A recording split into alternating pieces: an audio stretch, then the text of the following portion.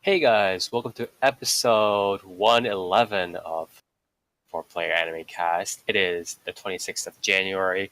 We are smack dab in the first quarter-ish of the winter 2019 season. And we've had, a little bit of mixed reviews, but still definitely a lot of very interesting series to review. So we'll get into it pretty quickly. Again, I am your host, Spire, and with me are my usual comrades in arms. Dark, how have you been doing today? All right. All right. This season is not good. Yeah, you've been like, Been sitting here not watching like anything because there's nothing coming out. To be fair, I think there is a small crop of stuff that's like pretty decent, but then like the general like landscape is like it's like there's so much focus on like sequels and stuff like that, so it's like a lot of the originals are kind of like, it's like whatever. But Yeah, I mean, once you cut out like one or two originals, there's like three more.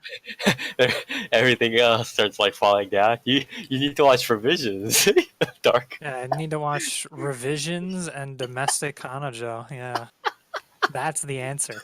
That's the real talk right there. Anyways, Nier, Yeah. how have you been doing on this fine day? Whatever. You know? So. Yeah. Jesus. Doing Nier's thing, being very low energy here. Yeah. The usual. Yeah. And what about you, Toast? I saw a movie. Oh yeah, you're also going to be talking about that movie, hopefully. I saw it 1, 2, Yeah. 3, 4, 6 times. You've seen it six times? 4 times in theaters. Holy shit! Still, dude. Jesus Christ. I had a big crowd that wanted to see it. Oh my god! So I guess. I watched it twice on the first day, Jesus then Christ. like once in 2 days. What is its runtime? 90 minutes. Okay, that's not that bad. It was originally a 3-hour cut, but they shortened it down to 90 minutes. So I'm hoping that the Blu-ray release adds back the 30 minutes of cut content. Okay. All right. Well, hopefully you'll be able to talk more about the movie that you've watched It's with us. It's the only thing I watched that's worth talking about right now. Okay. Well, hopefully you'll be able to talk about it with us in this upcoming episode. But anyways, we'll. I guess as for me, I've been doing pretty well. I've been keeping up with some stuff. Nothing really more to say. Again, I've been mulling over.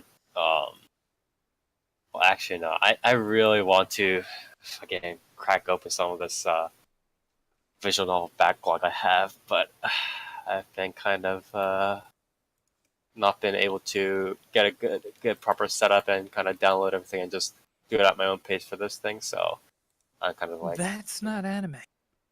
not even anime. But yeah, we'll see how that goes. Anyways, right off the bat, we'll start with Dark here. What series do you have for us this week? I have Endro. Yes, Endro. However, you're supposed to say that. Well, with it's the no, tilde. because it's supposed to be an abbreviation of end roll, right? Is it? Because it said the first episode title is "The End Roll Isn't Over Yet," right? Or something like that. That's true. That is true. So isn't this supposed to be just an abbreviation of like end roll or something like that? That's what I thought it was. I guess. Yeah. But anyways, keep going. Didn't even connect that, but so this is gonna get into some spoilers at some point. Yeah, that's fine. Actually, no. I mean, it's gonna spoil the first 2 episodes, like in general. Okay. Because you can't not without, like, you really can't without, not being able to cover the actual plot of it. So before the spoilers, we get into it, I guess. The 4 main characters are adventurers in like a fantasy RPG world. Right. and they're the hero team. So Right, the right. elf is a priest. Seda. Yeah. Mhm. What are their names again? I think it's like Seda, Mei, Phi, and Yusha. Or you it's not It's okay, it's not Julia. Yeah, it's Julia, Mesa, Phi, Saren. But Seda, their yes. nicknames are all that. Yeah. Yusha, May, Phi, Yeah. May. So yeah, you have the priest, the mage, the fighter, and then the quote unquote hero. hmm But no one in the world is a hero. The only time someone is a hero is when there is a demon lord, and the cycle of demon lords so far hasn't essentially continued, so there shouldn't be a hero for all intents and purposes. Right. So she's considered classless, at least for the first episode. hmm But what's interesting is that the show opens with the hero party defeating the demon, and then Yeah. the end credits roll. Yeah, exactly, the end roll. But then after the end roll, it rewinds a little bit, and then it shows them using a time spell, hmm and then they screw up the time spell. And all it does is it sends them and the demon lord back in time. And so that's pretty much where the story begins, more or less. Which Essentially, then, I think the time. I think the what is it? The time loop stuff sets up two things. One, it sets up sort of the theme of the story, which is like the heroes and the demon king and defeat, blah blah blah, all that stuff, right? And the second thing is the rewind helps with the whole like, oh, they don't have to really do stuff anymore. You know what I mean? They don't have to do like yeah. anything dramatic anymore. Yeah, so basically what happens is it turns into a not a pure slice of life, it becomes a slice of life slash, I It's a guess, very theme. action. It's slice of life, but it's heavily themed around like the adventure, like fantasy tropes. That's sort of how it goes, Yeah. right? Yeah. Yeah, so and that also sets up the fact that the demon lord becomes their teacher and is a lolly. Imagine that. Um, but yeah, so episode one, what I found interesting was episode one sets it up to make it seem like the series is going in the direction of the demon lord wants to sabotage the hero team now that she's back in time and they don't uh-huh. know that it's her. Right. Um, but that only lasts until I think until the end of episode two, in which She just like gives up. yeah, it's actually pretty interesting because Mhm. in episode one, Yusha finds the hero sword again and becomes the hero. Right. And Exactly. so even though the demon lord Mao is trying to stop that, Right. and so against all odds, even in episode two, they keep succeeding even though Mao is actively trying to sabotage them as their teacher. Right. So by the end of episode two, she starts thinking, I forget exactly what the line is, but she says something along the lines of like, does this mean like history is just going to repeat itself and they're going to screw up and we're going to get to that point where they screw up the spell again? Yeah, and then And we then end up rewind in back time here? over and over again. Yeah, exactly. Yeah, and there's sort of like a blank stare for like 3 seconds, and then she's just like, all right, well, no demon lord for me anymore. And just gives up all of her ambitions right there to not live essentially a Groundhog Day hell. Right. So I thought that's a pretty neat setup for it. It's not like Well, definitely. crazy, but I think what it helps, like a lot of like the sort of significant changes in terms of like thoughts or like whatever, right? And so like the time rewind, the Demon King stuff like that, just changing our mind. A lot of that, I think, obviously, first of all, it relaxes the pace, it relaxes the mood. But what it also does is like it stops the humor itself from, or at least in this case, it stopped the humor itself from being so formulaic because if the Demon King were to not have that change of pace, the next episode and the episodes after that would presumably be very focused around, Demon King has set up the trap, and then the heroes just go through it, right? Like in 5 seconds, or go through it because of the hero's luck or whatever, right? And then Yeah. the Demon King will be like, "Oh, I can't believe they did that. It's inevitable." Blah blah blah. And it'll be the same humor over and over again. And this prevented the humor from being that sort of repetition. Yeah, I think it was a pretty good decision, because I was afraid of that being the case by the end of episode 1. But I got, I think, like halfway through 3. I got halfway through episode 3, and that was another thing I wanted to talk about. As far as the series goes in general, I would say it's pretty good to standard, like slice of life with some trivia. Yeah. And then I would say it gets its strongest point when the more characters are on screen and interacting, because when it's just the main party, it's kind of like, it's okay. Mhm. But when it becomes the main party along with the teacher Mao, and along with I forget who the other teacher is, but I think it's supposed to be one of like the demon generals that went back in Yo, time as well. I freaking she. Oh man, I like recognize her voice actor, but I don't know what her name. I forgot what. I recognize the voice, but I don't know which voice actor it is. Fuck. I was like, Yeah, and I don't think they're listed right now. yeah. I think it's a known voice actor, but they're just not. Just haven't been listed yet. It's like really frustrating. So yeah, the more, unfortunately, I would say, like, a lot of the characters as of right now haven't been getting too much screen time other than the main party, Mm-hmm. which isn't terrible, because it's only episode 3, so I'm sure there's going to be plenty more, because there's still a princess who hasn't been introduced, and I'm sure more like teachers or more generals or something. Right.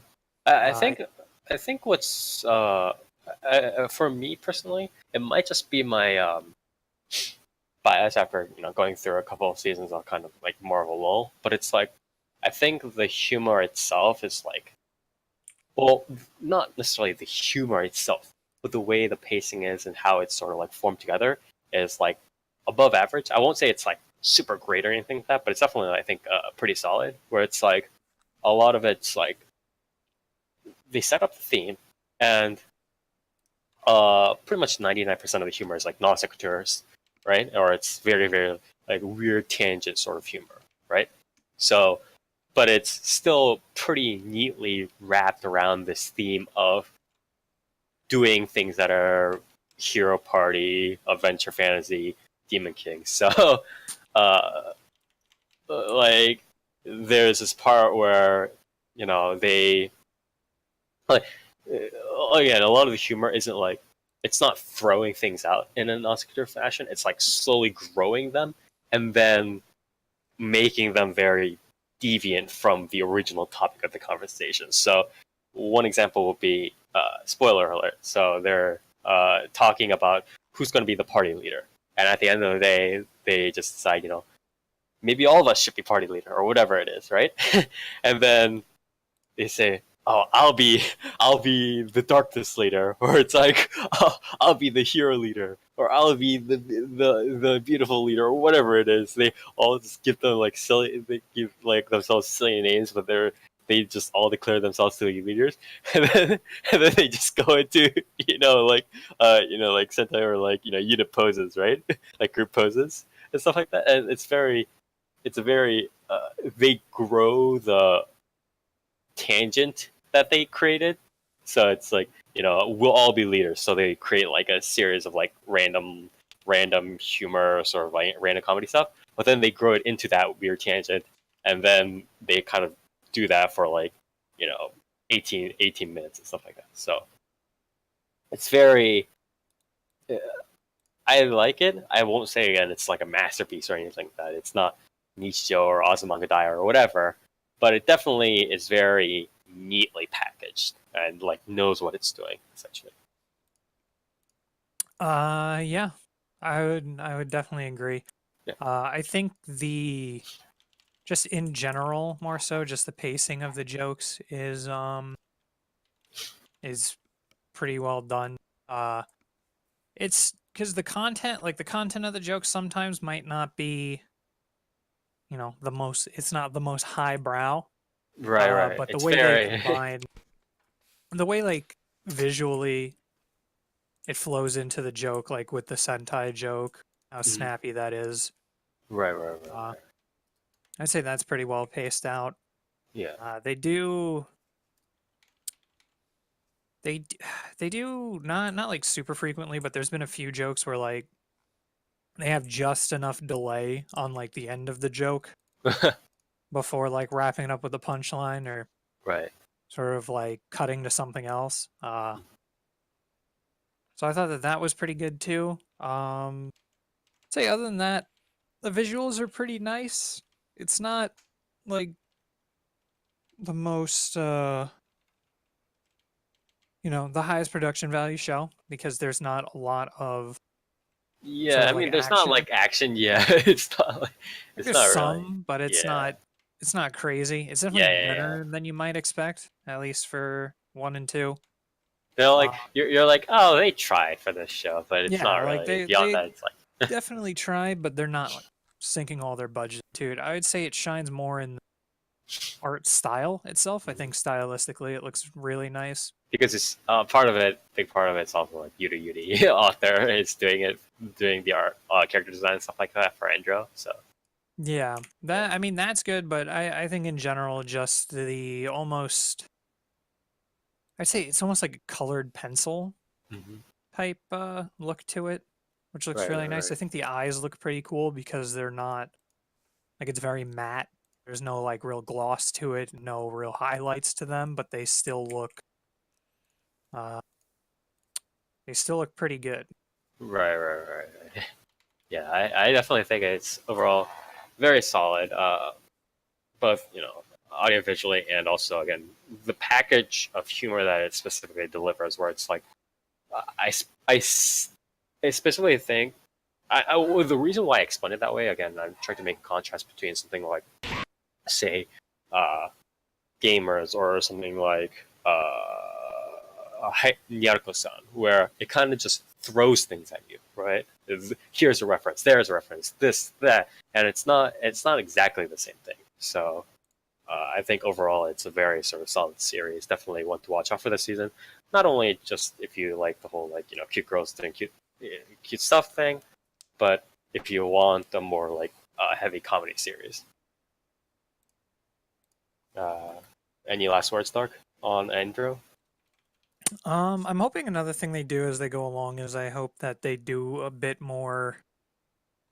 I don't know. I kind of want them to do, I don't want to say world building, but I want them to introduce more of the sort of adventure elements Yeah, outside the of other like the adventure. town stuff. Yeah. Stuff like that, I think there was some neat stuff they did like with some of the weird monsters they talk about from their hometowns, like yeah. that are native to their hometowns.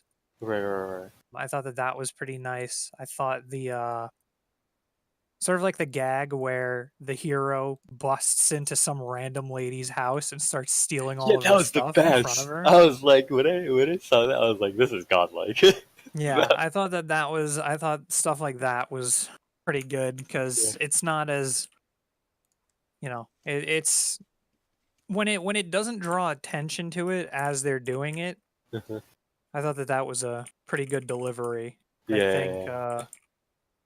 it can do real well if it does more of that with not playing up the elements. Yeah. Because since it is slice of life, seeing sort of the adventure elements in more of a slice of life uh, nature Yeah. is pretty nice. Without being stressed out about the pacing or like, oh, are they gonna, get sucked into some kingdom drama arc next or whatever it is, right?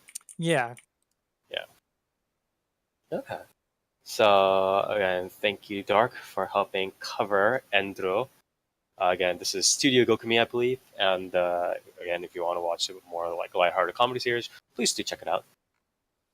Next on the list, uh, we have so this is Boogiepop wa Warawanai. So Boogiepop Doesn't Laugh in English. And Nier, please head us off. This is Madhouse, right? Madhouse, I believe. Yeah. Yep. Yes, this is a re-adaptation, if you will, by Madhouse. Would you say, if you want to clarify on what that means? Yes. So Madhouse originally made a Boogiepop anime back Mhm. in the year 2000. Right. Space Age, and it was not a direct adaptation. The original Madhouse anime was basically it took the first 3 volumes of the novel, took those characters and sort of made its own story, loosely based on the novels.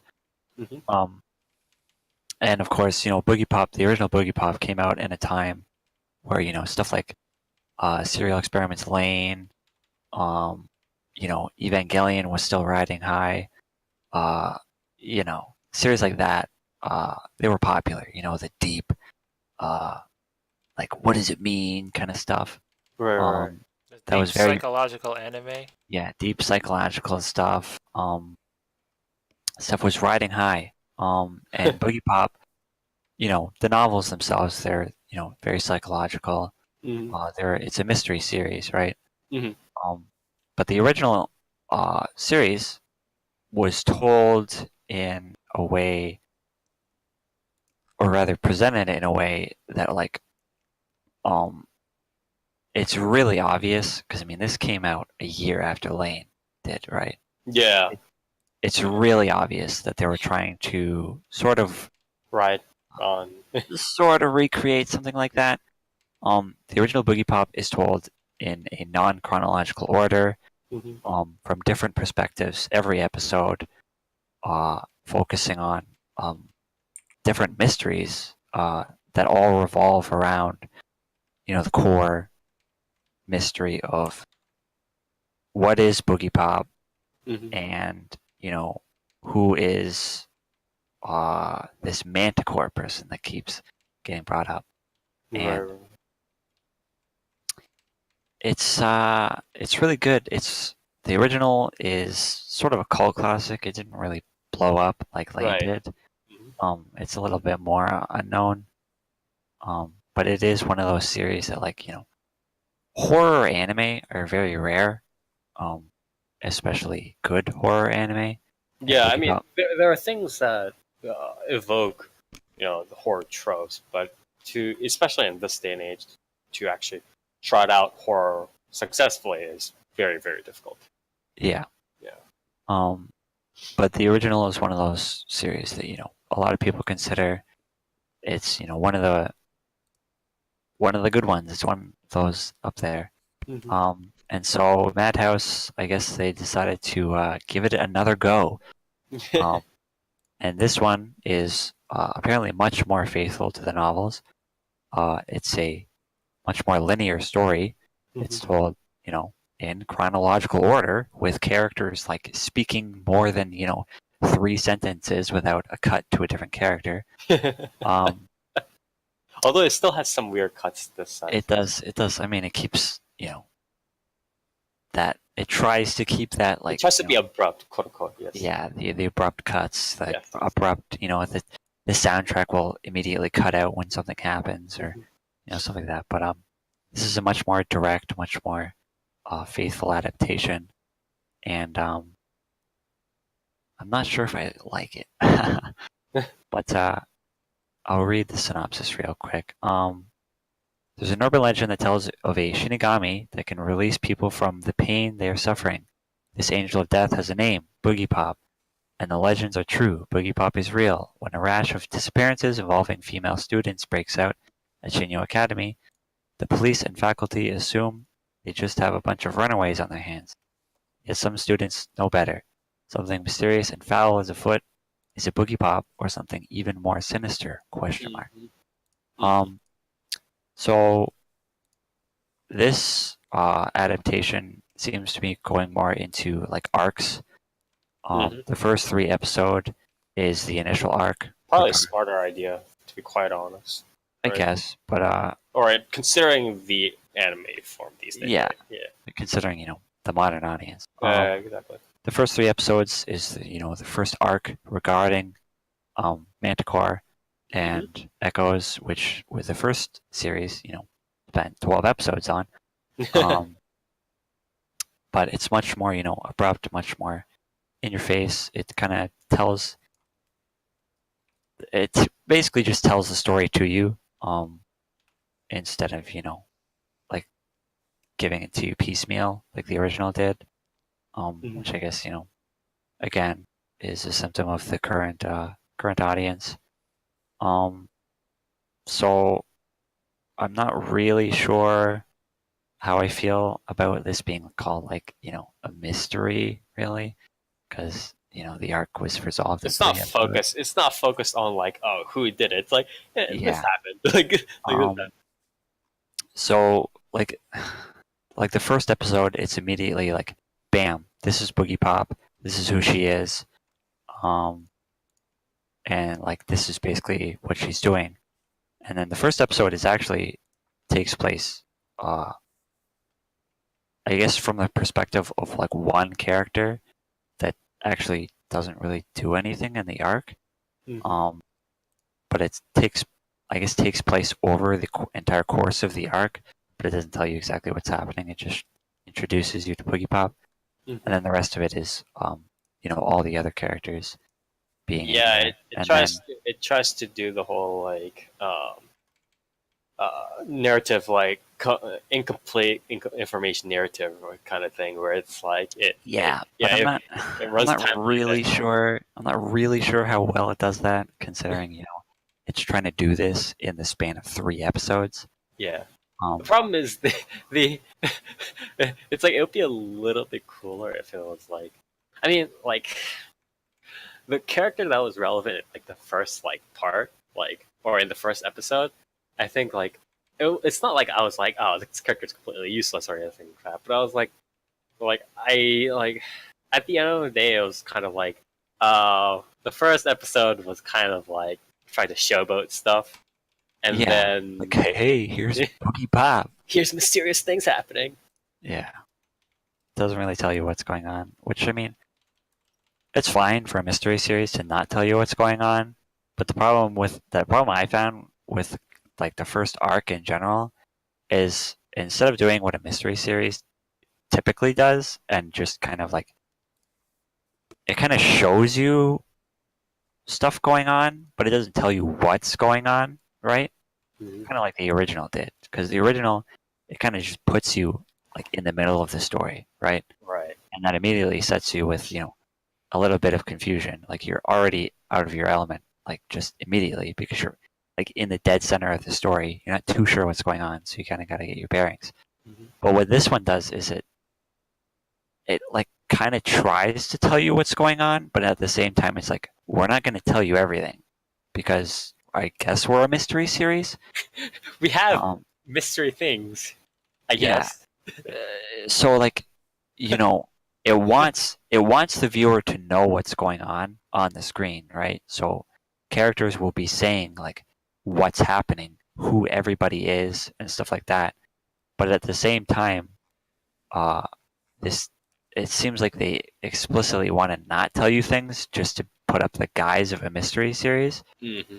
And that kind of feels like it's just artificial mystery / artificial depth. Well, in a sense, but it sort of just feels like it's confusing, right? Yeah. You know what's going on, but you're not really sure why. It has to be, a part of it has to be, you have to make sure the mystery or the lack of information leads into something of value for the story or how the story unfolds, instead of, oh, it was cool, did you know? Yeah, and I mean, the thing with the first arc is all this stuff happens, and then it concludes, right? It does a roundabout back into the end of the first episode. Yeah, exactly. And then it's the timeline is, you see the whole timeline, but then at the end you're where's the resolution, right? This arc didn't really resolve. The only thing that finished was that the bad guy was defeated. Which, you know, it's kind Wait, of... so they're already done with like the guy that eats people or whatever? Yeah, Manticore just dies. Which, yeah. What's the rest? The rest is just other arcs in the All right. light novel, right? So the novel, I think has like fucking a lot of volumes. I don't know if it's still ongoing, but like it's long, right? But yeah, there's a lot. There's a lot to go through there. But I don't know. To me, it's just weird. When you compare the original, that like, you know, it spent 12 episodes going over this arc in such like a weird piecemeal way that made the mystery like really, really involved, and like you really weren't sure what was going on, like who had motives here and there, and like there's so many characters involved and so many mysteries like just in this arc. It's just weird to me seeing it resolved in 3 episodes, and it's just like smacking everything into your face. Like, here's this alien. He's here to, you know, judge humanity for what it's worth. Here's the bad guy. It's a clone created from the alien and it's eating people. Here's this guy that's assisting the alien for no reason at all. Here's this... That explanation of how the Manticore was formed and the government and the organization, that was literally summed up in, I want to say, 5 minutes of one episode, right? Yeah, and it's like, okay, you know what's funny is that explanation was done in I believe it's episode 5 of the original series, right? Right. And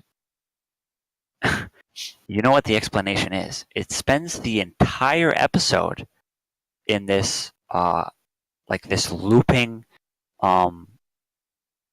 conversation between 2 cops about this mysterious organization that's watching over all of humanity, right?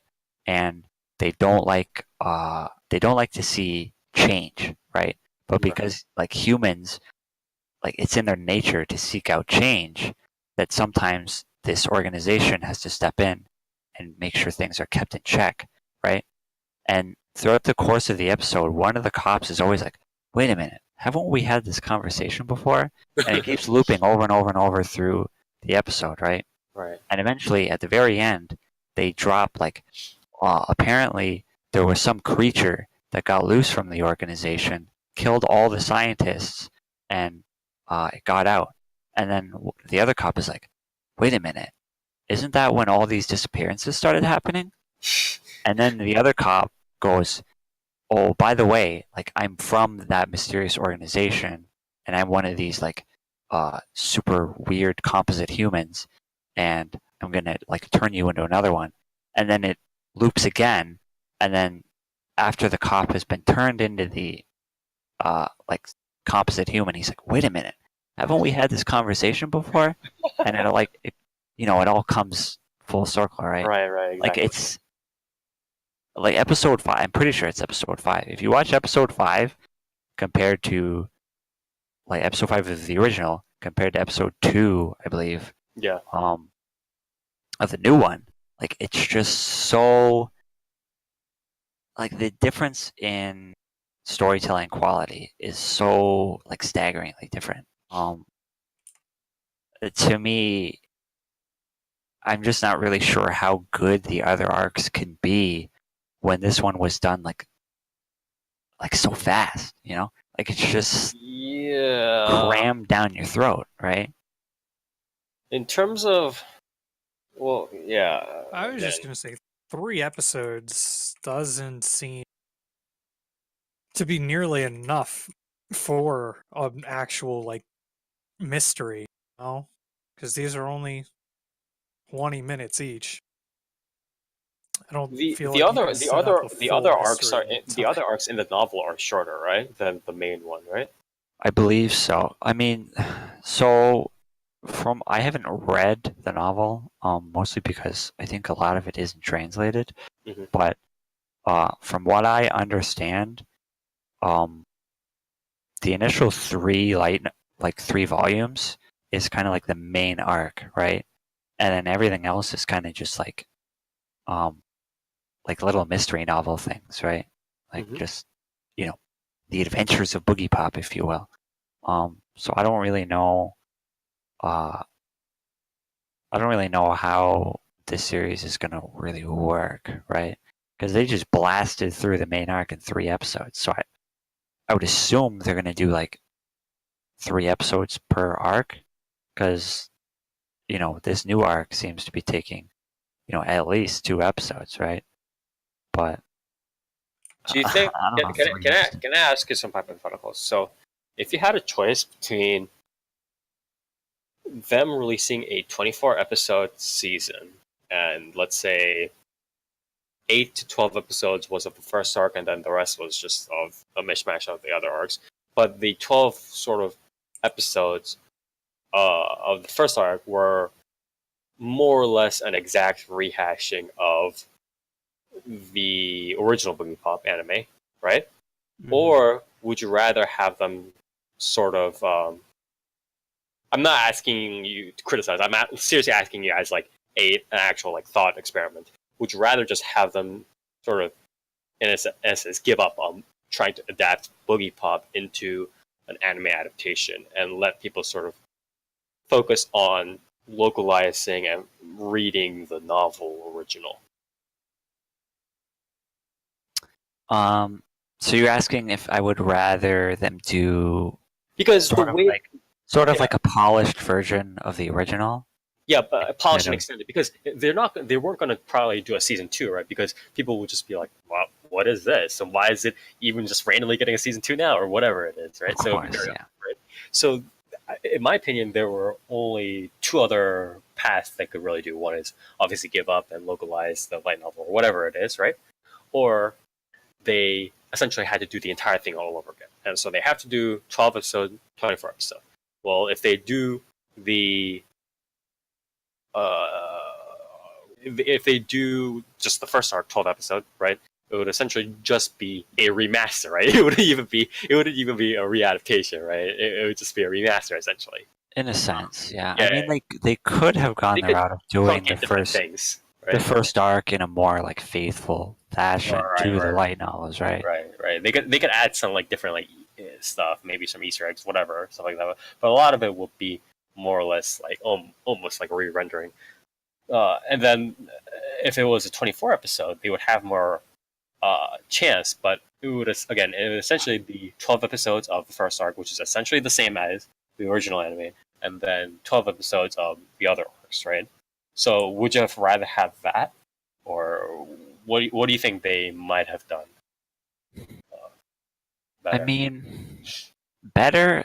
It's hard, right? Because It's already an awkward situation, yeah. yeah, the original. I mean, like I said before, the original very much like that early like 1990 like 8 to like 2003, right?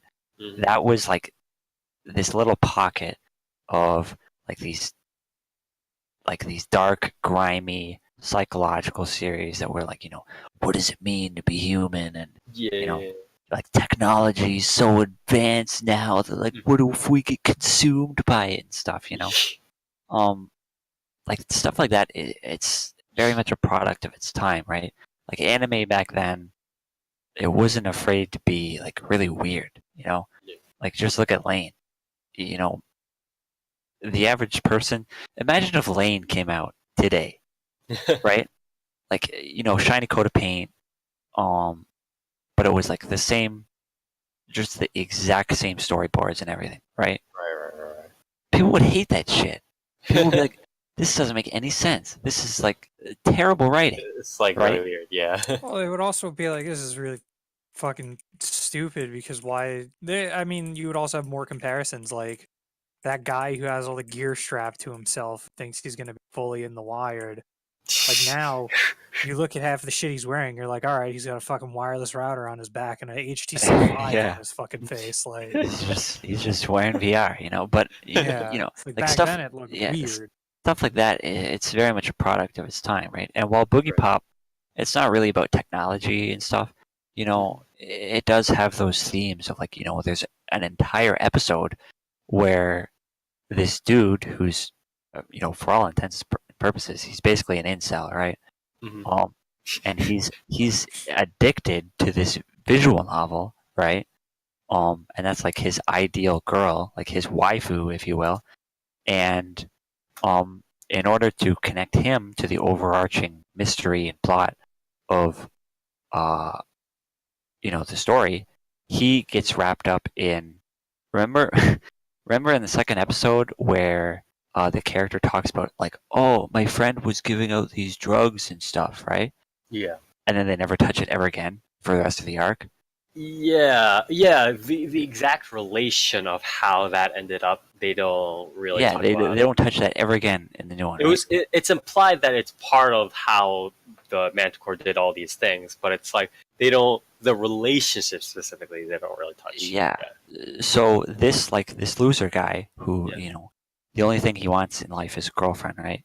He ends up taking this drug, right? Which is in the original series it tells you what the drug actually does, and it's supposed to make you more brave, right? But the side effect is you would essentially become a slave to the Manticore, right? So he ends up taking this drug, and he starts manipulating this girl at his work to start being his like ideal girl in real life. But it doesn't really work. She's just creeped out by him, so he gets fired from his job, and he essentially just becomes a drug addict, and he becomes a slave to the Manticore, and then starts selling it to other people, right? So it uses this character story to tie it all into like how the Manticore is manipulating like the environment around her, right? Right. But this new series, it just doesn't do that, right? Yeah, it just focuses on how sort of Boogiepop is a thing, and then Echoes is a thing, and then Manticore is a thing, and then how these have to be resolved, like right now. That's sort of how it sets up. And Yeah. Again, I'm much more of an outsider, but from my perspective, that's sort of how it sets up.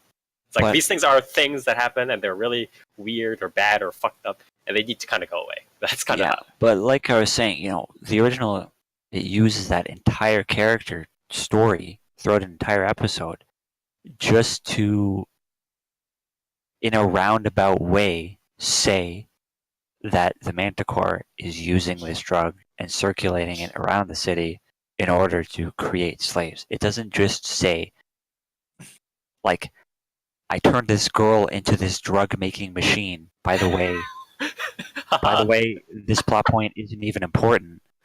Moving on, right? Like, she's just casually like a slave. I don't know if a series this like a modern series like that would really do that. So I'm not sure if, like, going back to your original question, I'm not sure if Madhouse would even be able to pull that off, right? Like a redoing of the original series, right? Well, So- from what I see is that in this sort of like, I want to say age. I don't want to really generalize too much on in this. Yeah, of course, because but I'm not going to say like no writer is smart enough to do well, it, right? the two ways I see how it kind of goes up is this. So one way is sort of the cheap appeal, right? So it's like it just kind of throws in Manticore, blah, blah, blah, and it's like dramatic, and then it talks about aliens and like, oh, we're so small, and it goes for this like cosmic like. It fuses cosmic morality thing, which is sort of what they tried to do, but they didn't really reach all of it in time, right? Yeah, they didn't touch on it at all. Like, oh, we're humans, and we have all these like mysteries, and in the end of the day, all we can do is, I guess, like walk forward and do all these like pull these vague themes out of nowhere, right? That's one thing, and the second thing is touch upon these complex themes and talk about them in much more slow and complex detail. But the issue then is, as we said before, and as you again brought up, we need to take much more time on this. It can't be like 3 episodes and then it's like, oh, whatever. Yeah. Yeah. You can't be like 3 episodes if if aliens are supposed to be judging us. Like, what do you think they'd think? By the way, the bad guy's dead. Next arc. Like, what? You know, it's too fast right now. Yeah. You know, I just don't know because like your original question was like, would I rather have a redoing of the original, like with a shiny coat of paint, or like a more uh like a longer faithful adaptation that delves into the other arcs? I think the only real avenue would be the more faithful adaptation, right? Because it would be a more straightforward way of telling the story. Right now, this is more of a gateway into actually just reading Boogiepop, right? That would be the best way to promote I do it. feel like that. Yeah. But like my problem with the idea of redoing the original with a new coat of paint is like, when is the last time that you've watched a series that told its story in a non-chronological order? Yeah, that's very true. Like, I mean, there's a reason why Haruhi kind of always gets like put up in the boat there, right? Put up on the yeah, pedestal. like do you really think, like, I don't want to say like, directors these days aren't as talented, right? But do you feel like there's a director today that could really pull that off?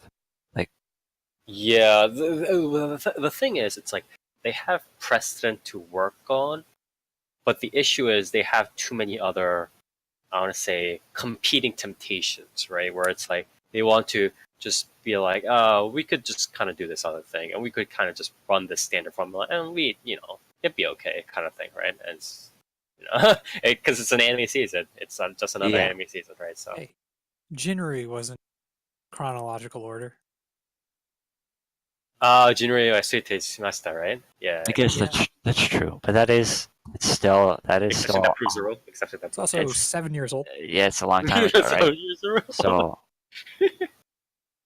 but yeah, to me, like, I don't know. I'm just looking at this new series, right? And I guess I'm just kind of, I guess it's just sort of a stark reminder of like how much things have really, I guess, changed. I'm not gonna sit here and be like, oh, things were better back in the old days, but like, it could be better. It could be better. It could be better, sure. Like, I mean, things could always be better, but like, just looking at it and just seeing how like the philosophy of just telling a story in anime is just so different now. Like, again, like, imagine if Lane was created today with a different director, right? Yeah. Like, it would just tell you everything, right? Yeah.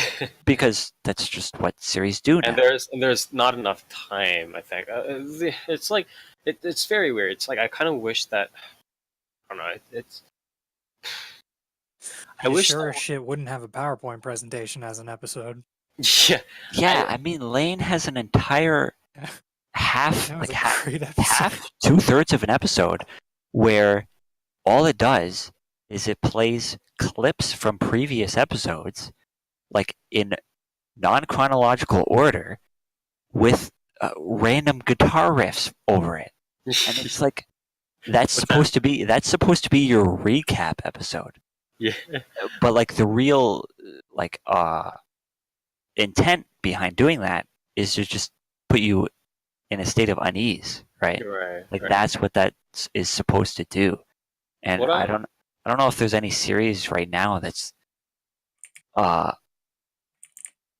don't know if there's like a studio or a director or a writer right now that can really like think like that, like to use something like that to make the viewer feel like just general unease, right? Yeah, I kind of wish that again it would be they had to. The issue is like they had to strike a right balance, right? Where it's like obviously you don't want them just being like, yeah, this is a story, and they just tell you straight up front. But then some writers aren't good, but then they try to be ambiguous to pretend they're good, right? So then they kind of write these like incoherent stories that they're like, but life and death, and it's like, well, no, this is just like some Wizard of Oz shit kind of. Of course, I mean, so it's like, so they have to avoid that sort of like, they have to strike that balance, but it's also, they have to be, in my opinion, at the end of the day, they have to be given the opportunity to explore that in a much more leisurely manner, almost like how I think Hina Matsuri had that sort of pacing where it's like it had weird things going on, but the pacing was much more lax than Boogiepop, like this one ever was in any of its episodes. Mm-hmm. You agree? It's like obviously Hinamatsuri had like a much different take. Like it's a completely different series, but the idea was like it had weird things going on, right? Like there was weird like shit that needed to be explained, but the pacing was like, oh, come on, let's kind of settle down, talk about this next to the fireside. Whereas Boogiepop's this modern Boogiepop is just like, all right, Manticore, Echoes, Fire Witch, we're all fighting. Put him in the school. I'd just say too that Hina Matsuri, and from hearing what Nira said so far about the new Boogiepop, I mean, Hina Matsuri also didn't tell you more than you needed to know. We don't know. Yeah, it's like it told them we just know that there's some organization in like I guess another dimension for all we know. Yeah, it didn't like pretzel all of its like explanations, but it didn't tell you everything up front either. I think that's how one of the ways it can go. It told you only what you needed to know, and then the implications of like reactions by characters told you more about those things, like the organization. Yeah, and I mean, it's tricky, right? Because Boogiepop is supposed to be a mystery series, right? Mm-hmm. So, what the writer, director, what have you, like decides to tell you, before the conclusion, is very important, right? So, the fact that the original Boogiepop, it really it doesn't tell you much. It doesn't, honestly, sometimes it doesn't tell you anything. Mm-hmm. But I'm pretty sure this is a line in the very first episode. Is that there's a character talking about a certain encounter they had a long time ago, where they think about it all the time, and they think about the repercussions that happen just because of that very simple encounter. And she says that encounter was only a piece of the puzzle, but the pieces always form to create the bigger picture, right? And I think that's I guess basically the real philosophy behind the original Boogiepop is it's pieces of the puzzle that it gives you slowly over time in order to create the bigger picture. But then the new Boogiepop is kind of just like, here's the big picture, let's move on to the next arc, right? Yeah. It's also I think a lot of series aim for that sort of like puzzle into like big picture aspect, but the issue is oftentimes it's like a puzzle with like two pieces, or it's like a puzzle has like a puzzle has like 10 pieces, but only one of them has like the super important thing. So you're like, what is this? Oh, it's the villain. Okay. Yeah, it's very hard to create a story like that, where ambiguous thing where it's like it slowly comes together. Yeah, where all the little bits you're getting are just as important. Yeah, exactly. As the others, right? Yeah. And then that final piece is like, okay, now I get everything, right? Right. That's the idea of a mystery series, is you're always being fed little bits at a time over the course of the entire thing, in order to, at the end, I get it. I can, I know who the killer is, or he was the monster all along, what have you, right? But this new series, it doesn't have time for that. It doesn't have time to do that. It kind of just shows you things, and then at the end, it's like, story's over. Yeah. Time to move on. Get in the bus. Yeah. I think from my perspective, that's sort of like wrapping it up. What it at least one silver lining is that what it helped to do is it helped take sort of, again, the very sort of broad themes of Boogiepop. Again, one of the most dangerous things I feel, especially when it gets adapted into anime, when things get adapted into anime, and this is this is one of the things that kind of disappointed me about, say, Kyokai no Kanata, right? Or way back when, was that it has all these themes and it has all these plot points that I would like to explore, but then it kind of goes nowhere because it's like, oh, things, happen, we're all mist, we're all the mist that exists and stuff like that. And, but because of sort of how tightly knit the original series was and how the anime had to wrap it up and get back, it did manage to get back and kind of wrap it up coherently. And I was like, oh, so that's the themes it's exploring. That's sort of the message kind of wanted to send. And it did help wrap it up in a succinct way in 4 episodes. But it was still like, oh, that's it kind of feeling, right? Because, again, it was 4 episodes and then everybody kind of got together and was like, oh, humans are getting judged, I guess. Like, that kind of sucks. It was a very brief feeling. Yeah. Most likely not comparable to what you've experienced reading the actual light novels. Yeah. And again, to me, I do want to touch on the other visuals a little bit later. But to me, just watching this, I guess again, it puts it into perspective just how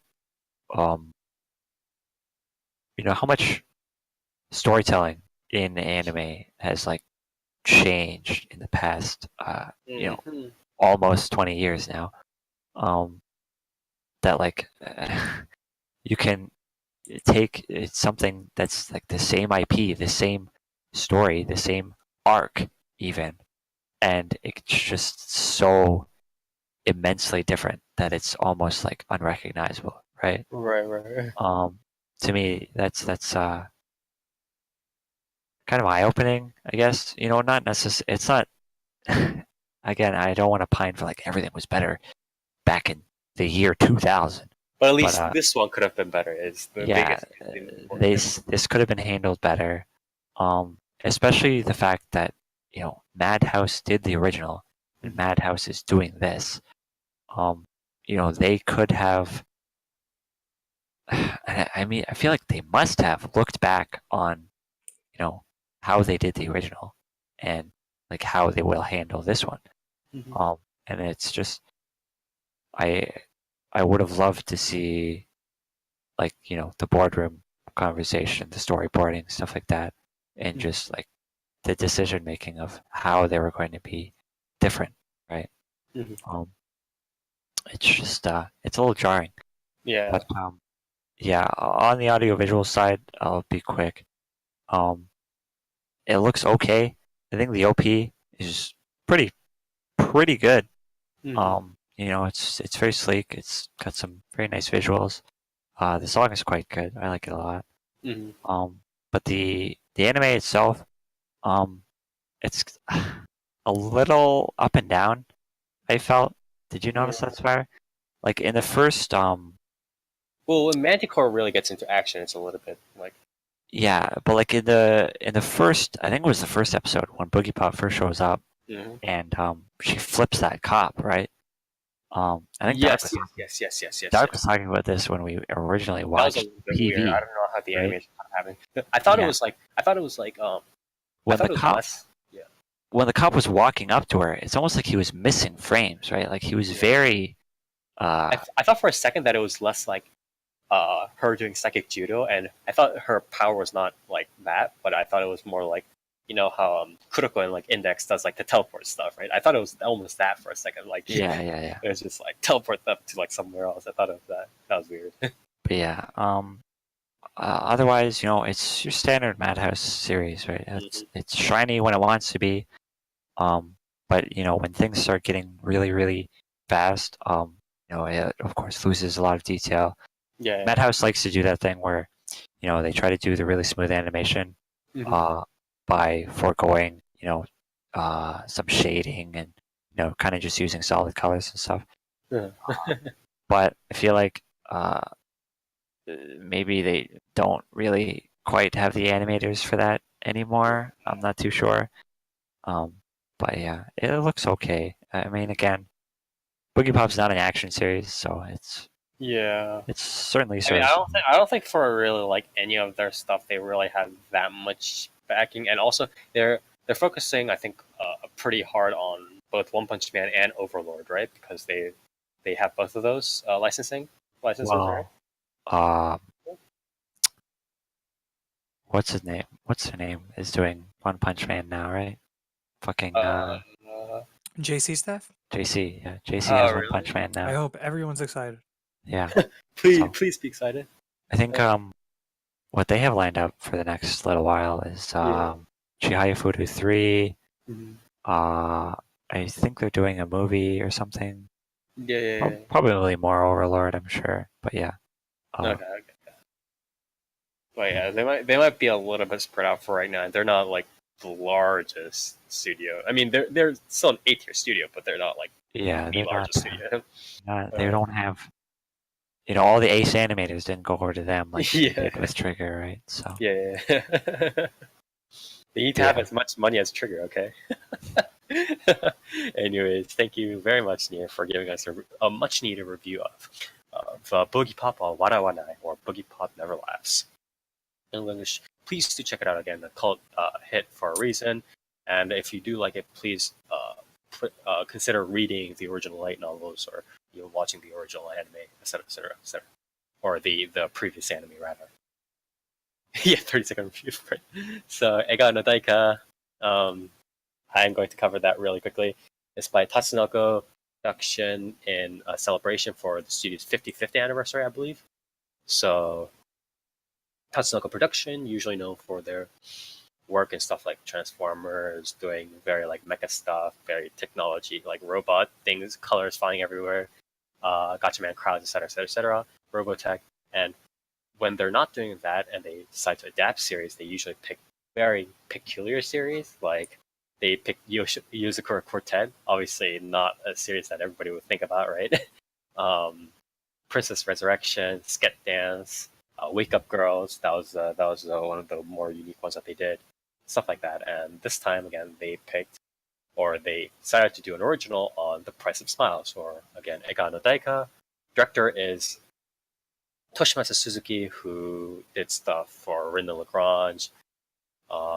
He did, I believe, the later Sokino Fafner movie, right, Dead Aggressor, and then some other stuff. But as for how this is, audiovisually, it's like kind of whatever. And I'm not like a big like mecha fan or anything like that. But in terms of like how I saw the animations for like the mechas like battling each other, because that's like the most important thing in here, right? It's like the other stuff is very like slice of life. It's very statecraft, not slice of life, statecraft heavy. It's people just like talking to each other, being like, "Oh man, do we do this? No, we shouldn't do this." It's not like all just like talking, right? So it's not really big animations other than the fights. And in terms of like the individual like mecha like scenes where the robots are kind of just traveling across or scaling up walls or doing whatever, it's like pretty good. I mean, I hope they be pretty good by now, right? After doing all of this, right? It's pretty good. But in terms of like having like doing like the mass like battles and stuff like that, because there are like mass mecha army battles and stuff, it doesn't like when it like pans and it kind of like it does like the pans across like the battlefield and stuff like that. It doesn't look particularly good, and I thought that was kind of like it was a little bit unfortunate. But like as soon as it zooms up and starts doing like the actual like one-on-one animations and stuff like that, it's like fine. But that's sort of it was unfortunate. But other than that, it was more or less pretty straightforward. Everybody kind of makes a joke that the princess, the main princess, right? Essentially, it's like looks like Nico from Love Live, which is valid. I'm not saying it's not. So that's the thing. There are some interesting. This one, just before I fully go into the plot, I did want to point out that there are some interesting voice actor development kind of things where it's like I thought Yoshitsugu Matsuoka, most known for doing Kirito and Sword Art Online, did a pretty interesting. I mean, he still like screams and does his usual Kirito stuff, but I thought like when he was like doing more quiet voices and stuff like that, he was doing much more lighter, like almost effeminate tone, which I found kind of interesting because he doesn't do that as much, and that was a pretty interesting sort of like tick. And for Misaka Mikoto fans, right? Satorina does the one of like the counselors or one of the princess's advisors, and she does a very like stern, sort of quiet, bookish voice, and it's actually pretty difficult to discern that it's specifically Satorina that's doing the voice. And I'm not entirely sure whether that's just because she's able to sort of be super quiet and super kind of that, or whether it's like she actually managed to kind of evolve her voice and give that a very unique inflection. But it was very cool. I did like it, and it was very unique. And I was like, oh, Satorina is actually like using a different voice and not just her usual like Genki Misaka Mikoto like Amagami voice, stuff like that, and that was really nice. But quick review on the actual plot. Yeah, again, when it goes to like the mass like mecha stuff, and there's a lot more like mass mecha like battles and stuff like that. It's not very good.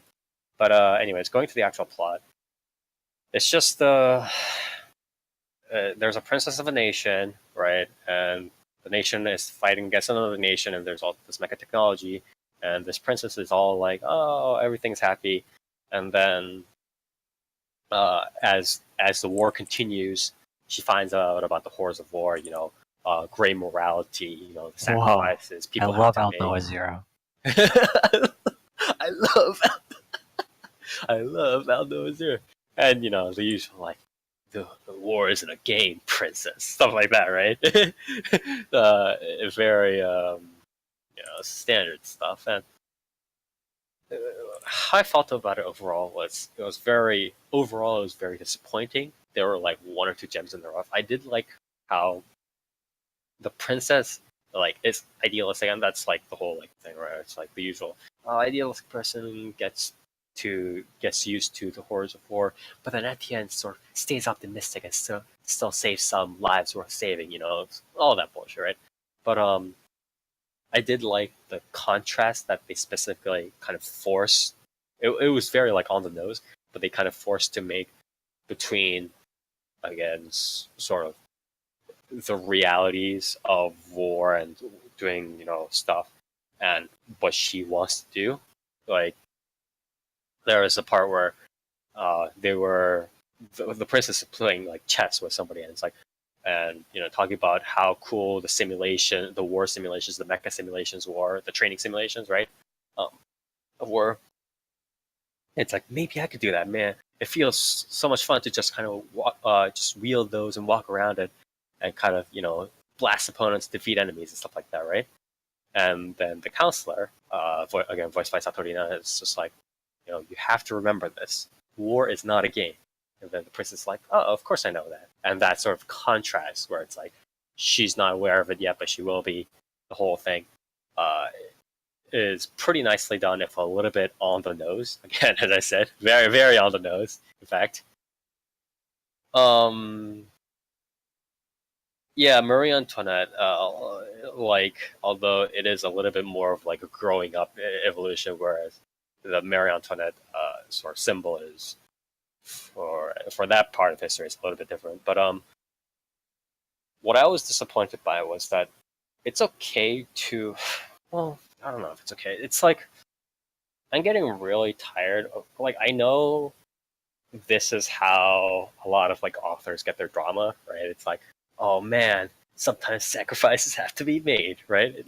But it's like, at some point, like, don't people just get tired of like statecraft via gray morality stories, right? It's like, not every moral problem, not every sort of uh, dealing with people, dealing with society, dealing with nations, stuff like that, is always based around like, oh, you have to make sacrifices in war.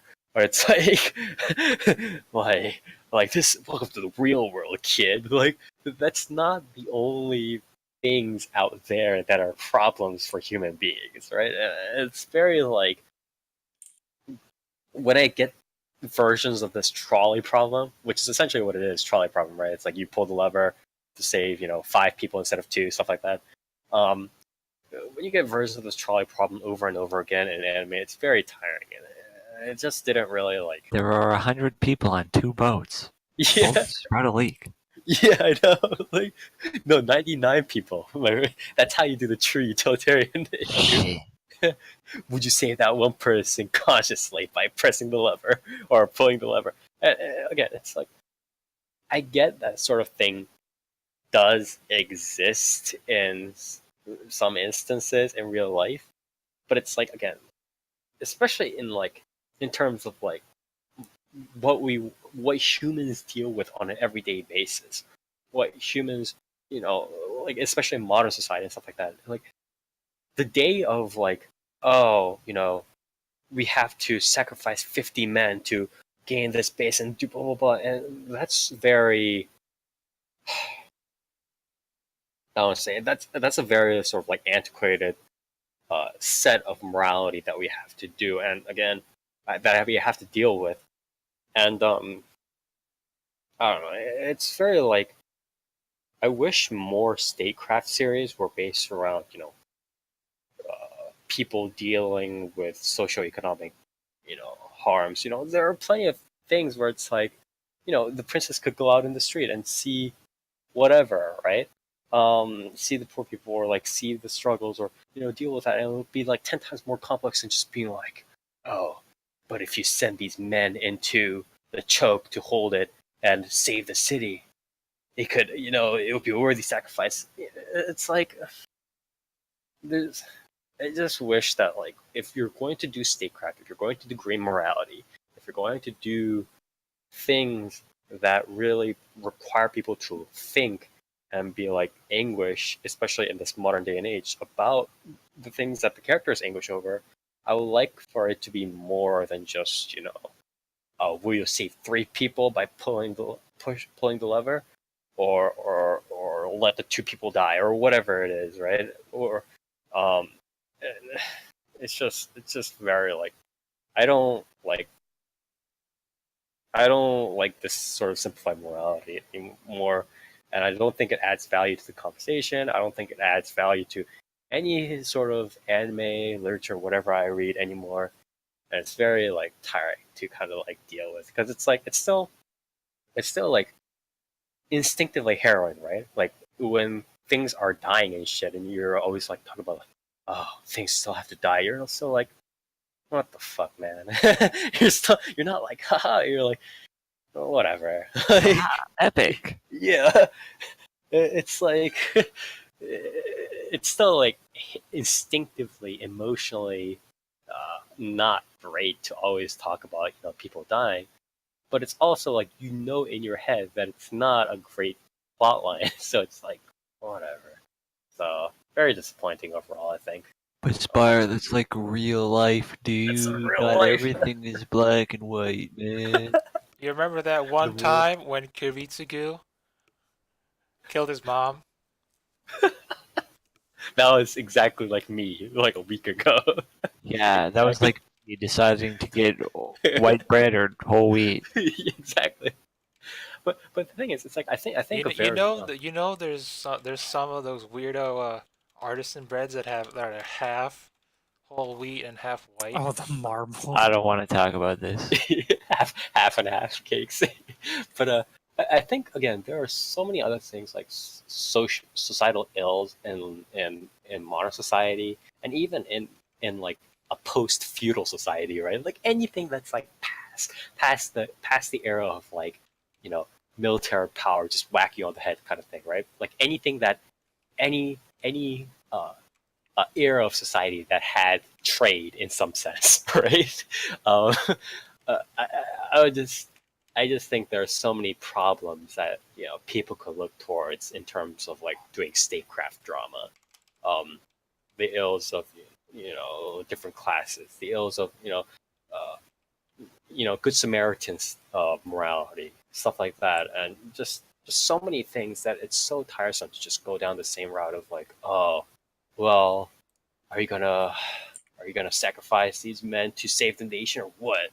and it's very, very tiring.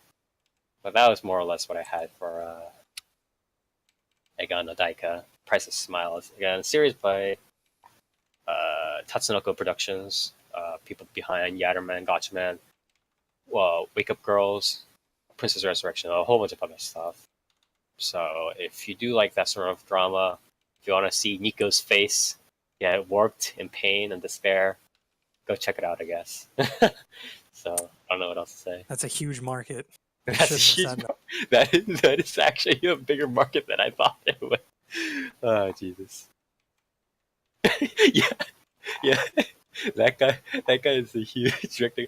What's wrong with his head? Yeah, that's what I thought too. And then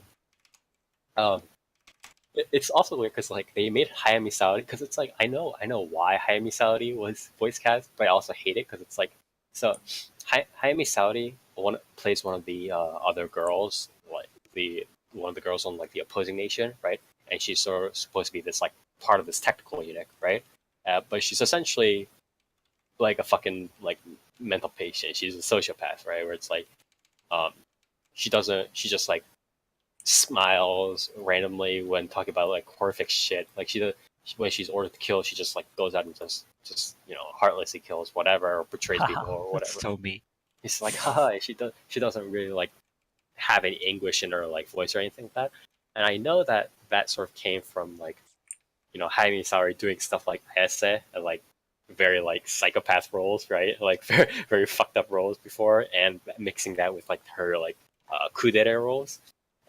That's why they voiced her, but I fucking hate it because it's like we already have enough of these like characters and these sorts of like voice actor pairings in this world. We don't need more of this garbage. But Spire, it totally helps with the gray morality of life. That enjoys killing people. It's like, who are you to stop her? How will we know about the value of humanity if she doesn't suddenly wake up and realize that humans do indeed have value? And she starts crying in episode 10. But yeah, again, very, very disappointing. But that's more or less how it is. And last but definitely not least, Toast. You want to tell us about a certain movie, correct? Let me ask this first. Have any else of y'all seen the movie? I have not. Nier, have you seen the movie? I don't fucking watch Dragon Ball, dude.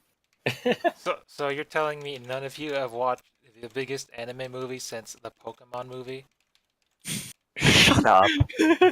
It's true though. Oh wait, the one where Pikachu talks. Is it? Since out of all anime movies of all time that have been released in the West, this is the fourth most popular.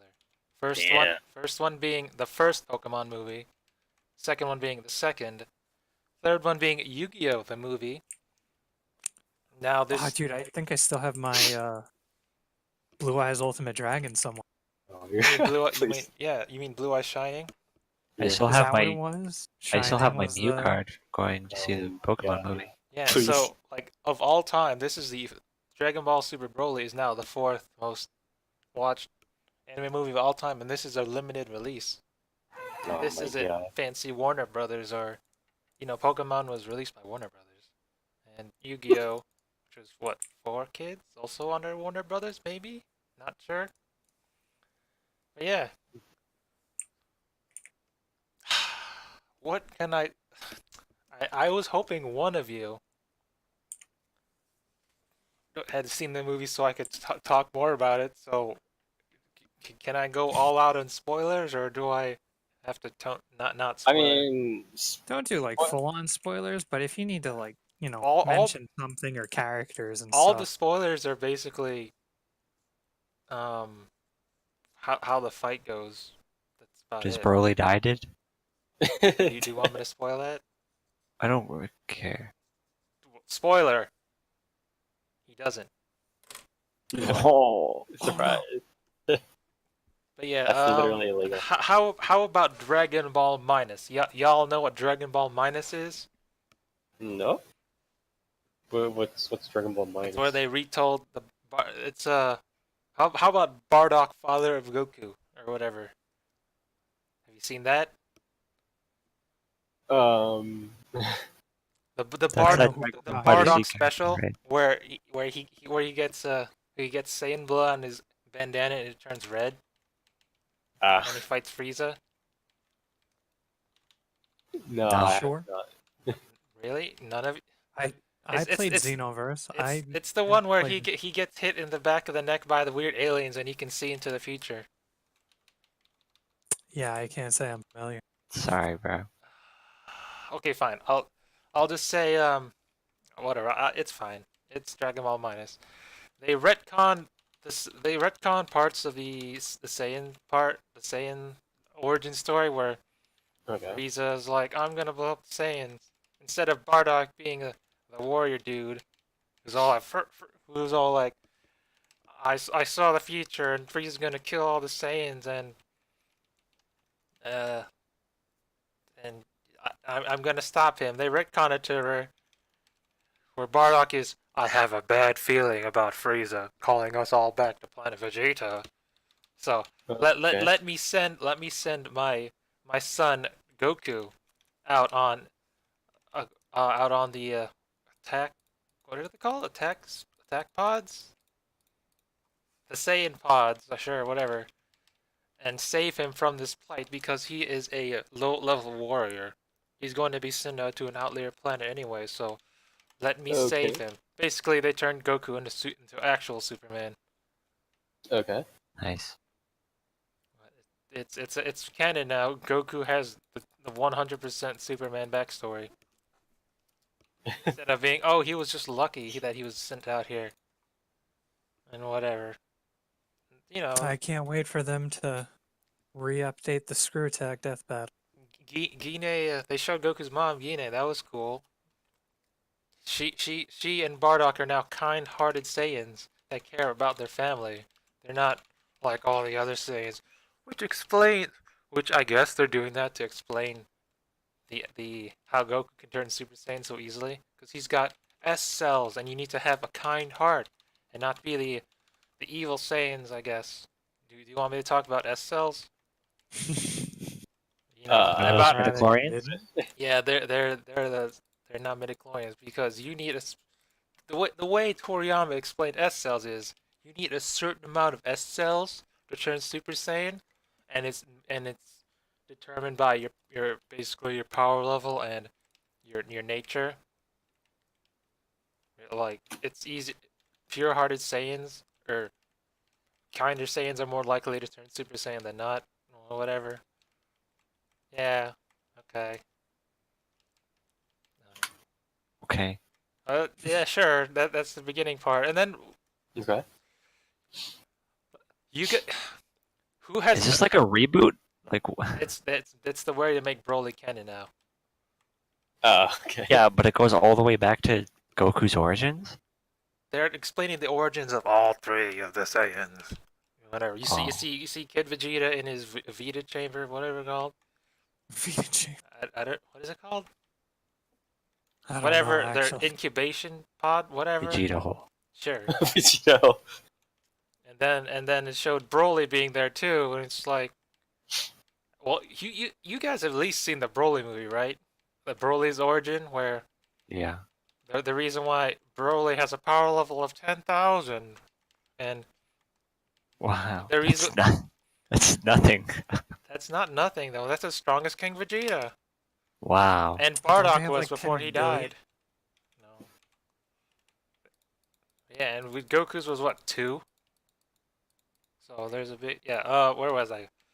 In the original Broly movie, Broly Legendary Super Saiyan, that's now non-canon. The re- the reason why Broly was so angry at Goku was Goku cried a lot when he was a little kid, and it traumatized Broly. So that's the reason why he hates him. What? Wait, Yeah. what? You did not know that? No. Yeah, the original Broly movies is a piece of cinema masterpiece, really.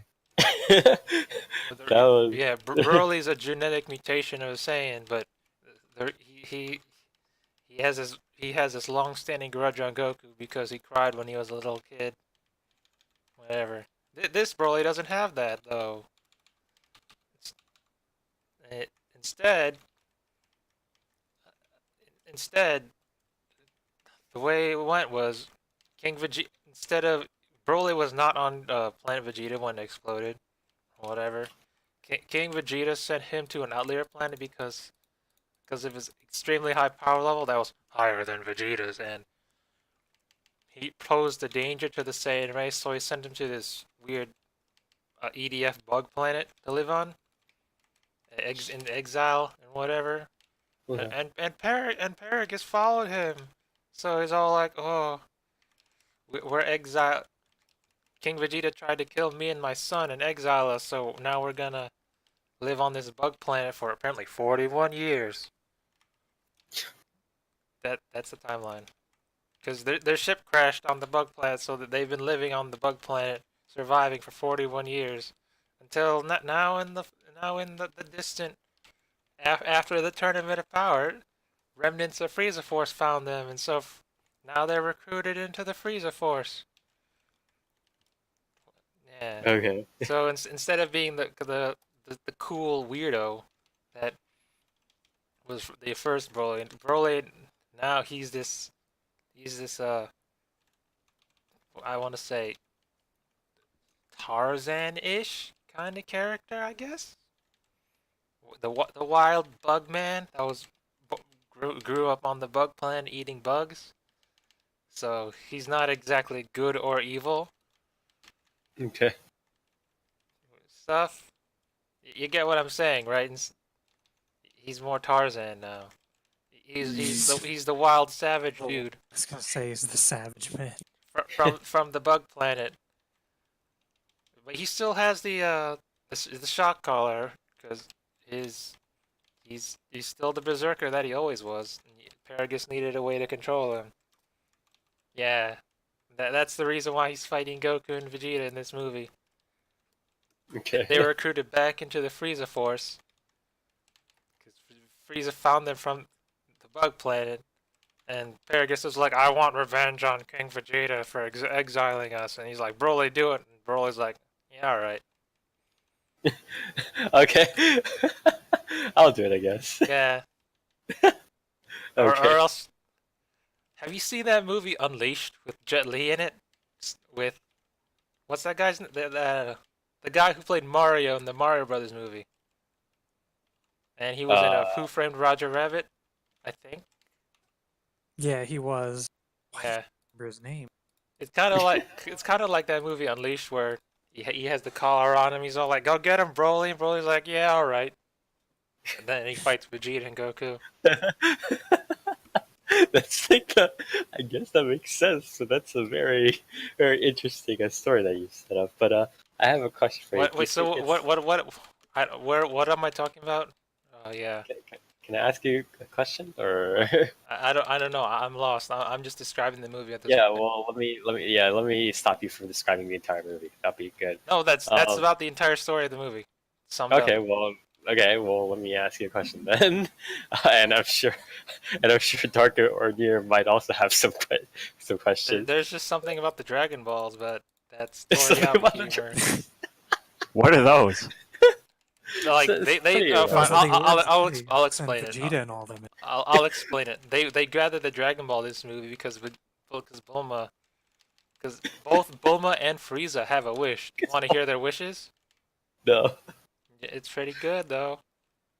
What is that? Bulma wants Frieza to die. Frieza wants Bulma to die. Close. What Does is Bulma that? want GT to not happen? Close. Bulma wants to get the Dragon Ball so she can wish herself 5 years younger.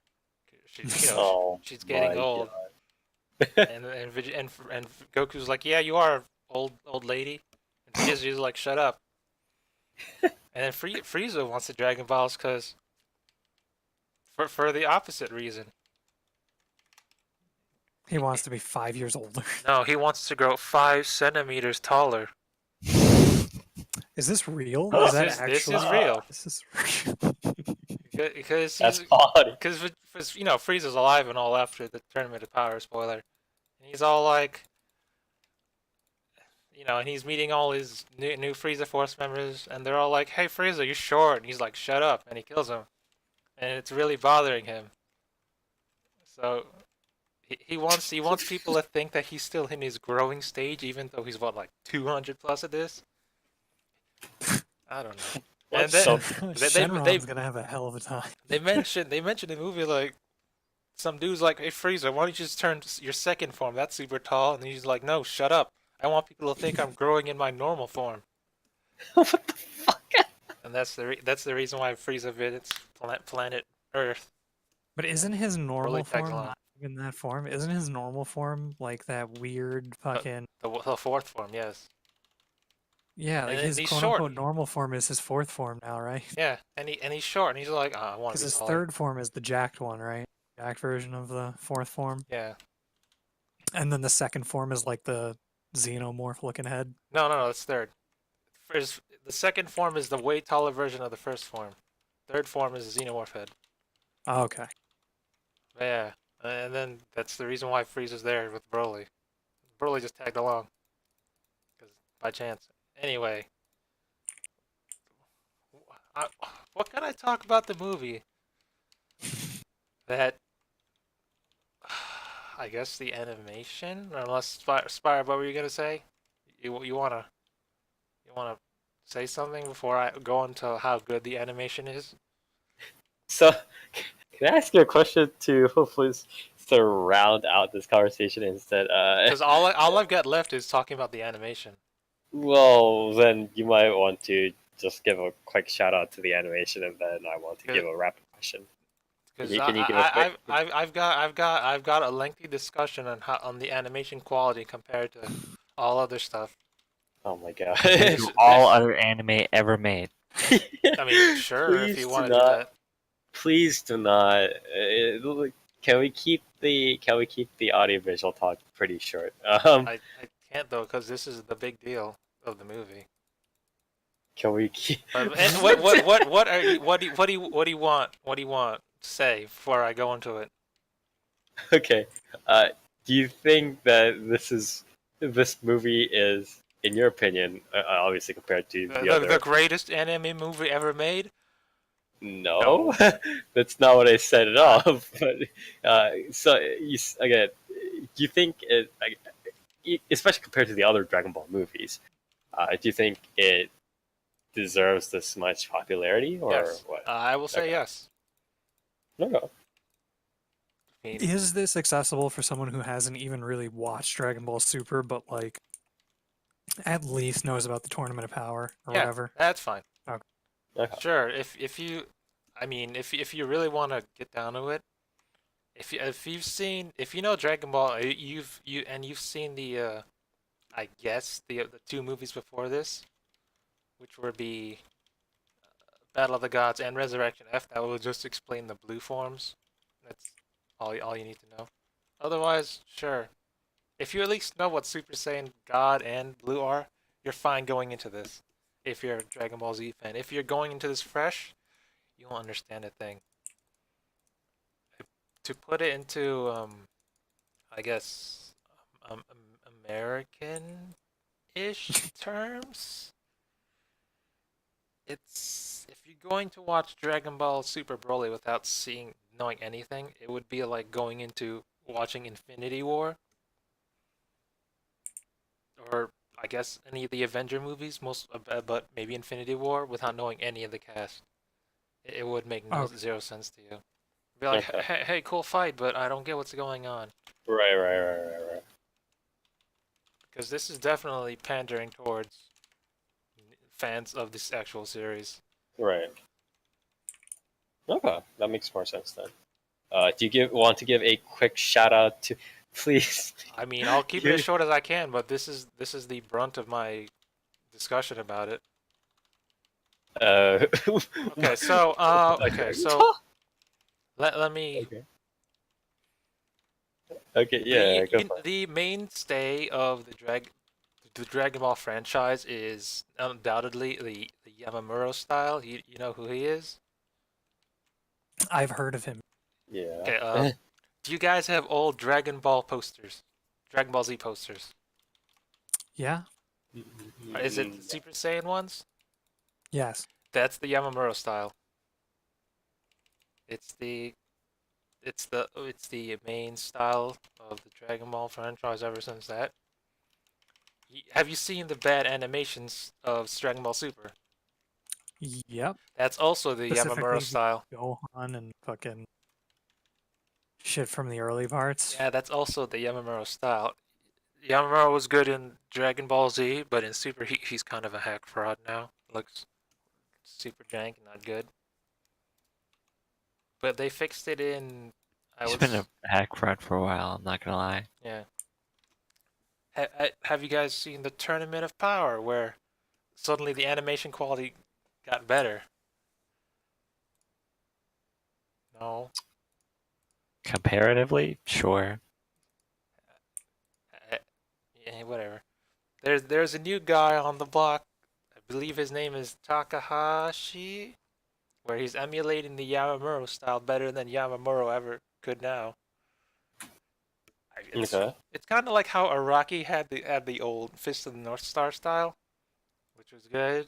Now he has the skinny style. Rocky's had like 7,000 different styles. Yeah, it's kind of like that now with Yamamuro, where Yamamuro can't draw like he used to anymore. But yeah, that's what I'm going on about. The Dragon Ball Super movie has a distinctive style that's different from all other movies beforehand. This is the what's the guy's name? Shintani, I think. Shintani, yeah. Yeah. Okay. His style compared to the Yamamuro style, which is, blocky and muscular and detailed, whatever, it's more simplified, Okay. more manga-esque. Not it's Would you say it's what's the word? simple? Oh, I guess it's a movie, It so I guess. emulates the old Dragon Ball style, not Z, Dragon Ball, way back in the day, Okay. That's where pretty interesting. where it looks simpler. Yeah. No, I know what you're talking about. And for this movie, that's actually a big boon Okay. because let's just say that due to the simpler style, the fight scenes look more fluid and high paced compared to something you could do with the Yamamuro style. I mean, you can do a lot more. It's a lot more. While it's simpler. It's also more expressive in a way that Dragon Ball hasn't had in a long time. Where most of the time it's mostly muscly, and they don't have a wide range of facial expressions. You know what I'm saying? I sort of. Yeah, I mean, Yeah, I mean, I is guess it I also did. like more of like the what are they called? 12 rules of animation or whatever with squash and stretch and whatnot. 'Cause you don't. I feel like you don't see a whole lot of like that in Dragon Ball. Like you don't see a lot of. You see more of like. I feel like blur, more consistent, like sort of not that like exaggeration to movement and whatnot. Yeah, you could say it's more cartoony, but this is but when what it added to the fight scenes is a lot more depth to it. It's a lot more organic, a lot more fluid. I mean, You're right because how do because how do I because compare because this? I mean, I'm assuming that the more detailed style is obviously a little bit more made for stills for manga stuff like that, right? Like, because I right? mean, I'm trying to. I guess it's due to the. Okay, it looks more hand drawn compared to other anime movies nowadays, which have a lot more like CG comparatively. Well, I mean, there's a lot. There's what? How many? One, two. I want to say at least two or three scenes. Well, three parts of the movie which are blatantly CG, and you can tell Right. one of them being really bad compared to the other two, one, whatever. But it's it's not that bad, cause but you can tell it's there.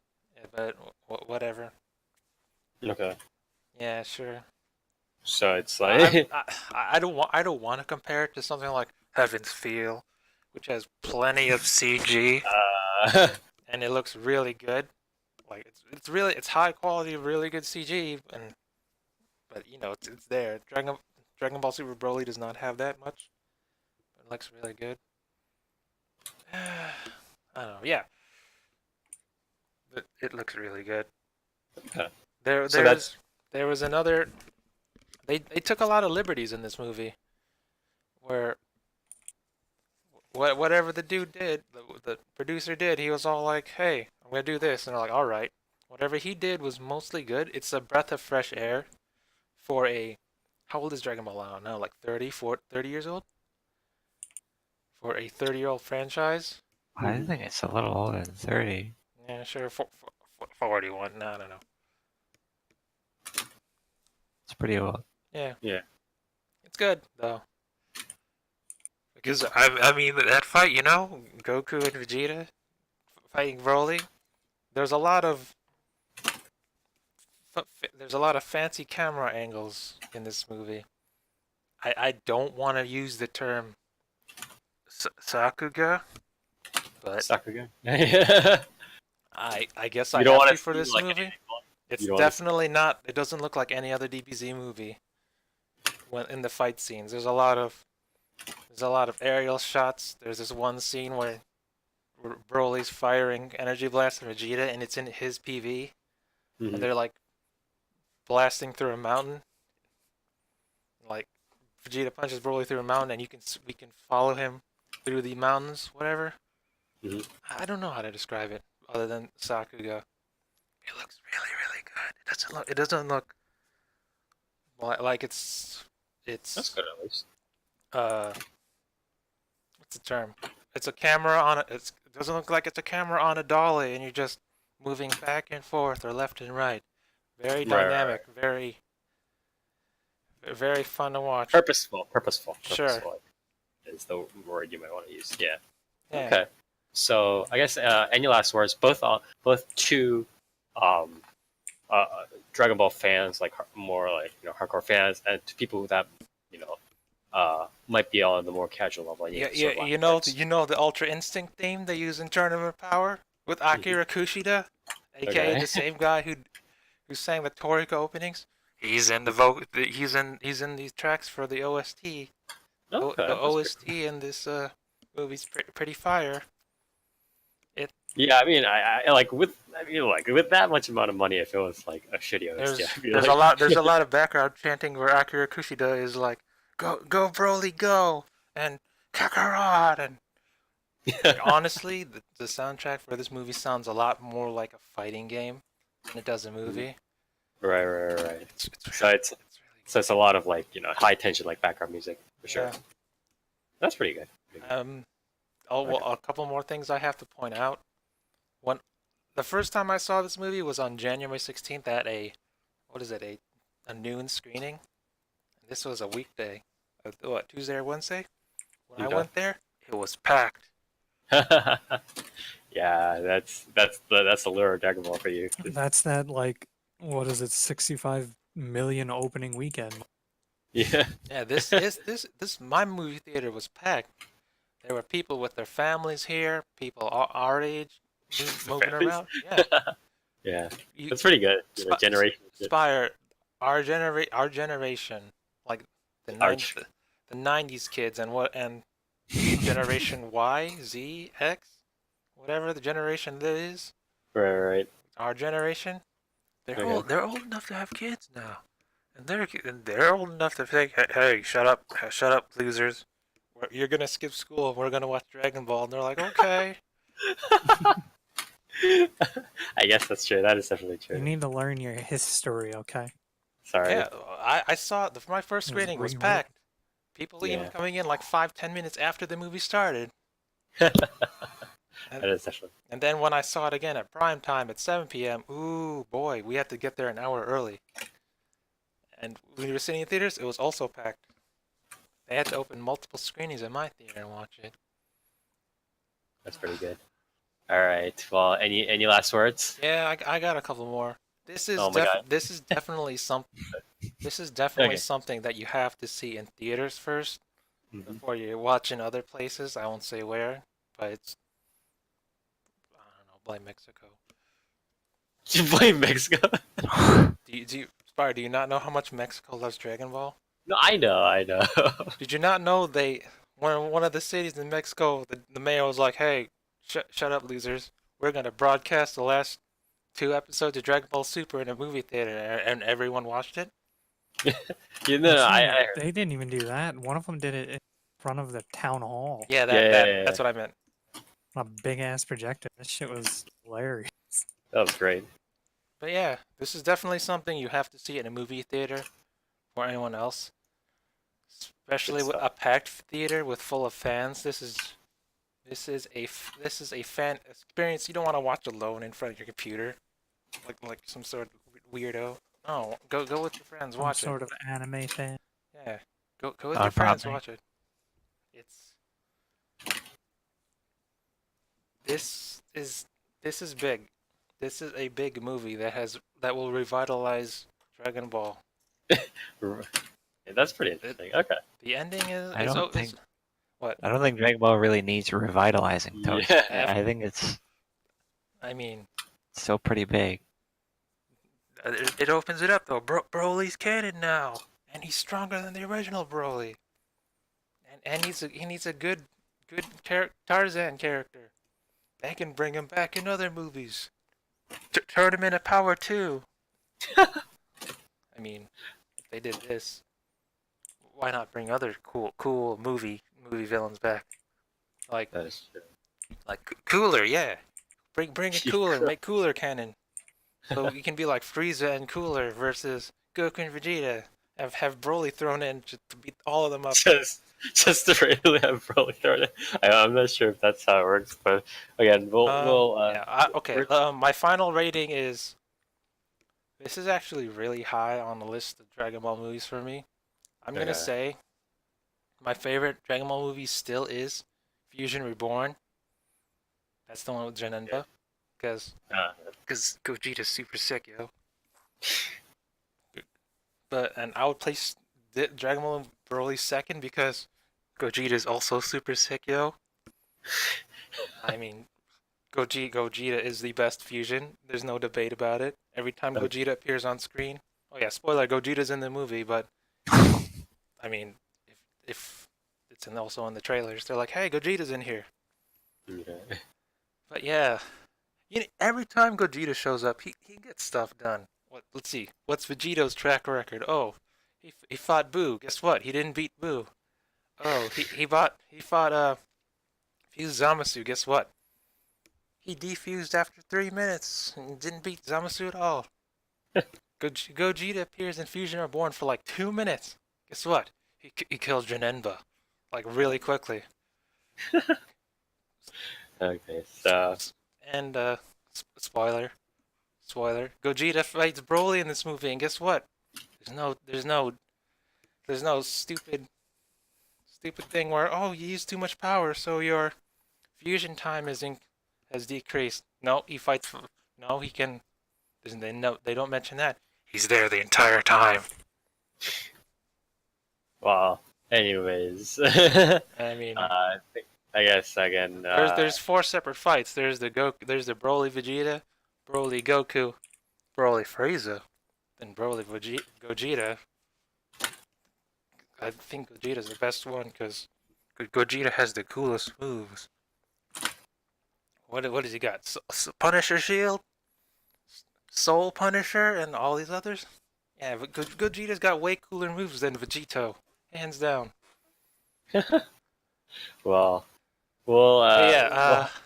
it's a good movie. It's probably going to be. It's probably going to be mentioned in my 2019 Anime Awards. We were going for best Dragon Ball movie of this year. Dragon Ball. Okay, well, I mean, that's definitely an interesting award. I haven't seen Heaven's Feel yet, so Heaven's Feel. But you were talking about the best Dragon Ball movie. So, I mean, so Heaven's Feel would not be up for your best Dragon Ball movie. Spire, what are you talking about? Heaven's Feel is not a Dragon Ball movie. Heaven's Feel goes into the best Heaven's Feel movie this year. Okay, I'm glad you have Yeah. separate categories for each This of the movies. this movie's fantastic. Really good. All right. Well, again, thank you so much for helping review the Brawling movie again. A very popular movie. It just out now in theaters. Please please watch. It's supposed to be limited release from the 16th to the 21st, but I still have screenings. So, Yeah. I mean, I mean, they're probably. I might watch it again. Why not?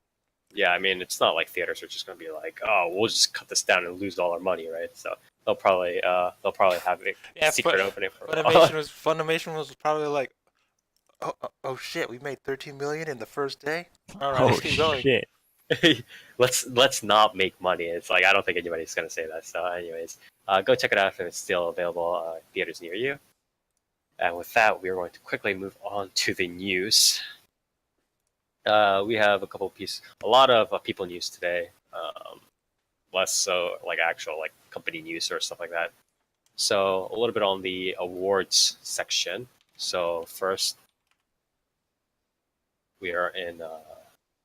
A lot of awards stuff came out these past 2 weeks. First off, the judging committee of the 64th Shugakukan. So Shugakukan is one of the three major publishers in Japan, or manga literature publishers in Japan. The 64th Shugakukan Manga Awards announced this year's winners on Monday. Each winning title will be honored with a bronze statuette and a prize of 1 million yen, or about 9,000 US dollars. So again, a lot of times we, talk about these awards and stuff because, oftentimes these awards show stuff that's not like mainstream anime or like whatever, or stuff like One Punch Man or whatever. So if you do like the sound of these, please do check it out. See what they're up to and stuff like that.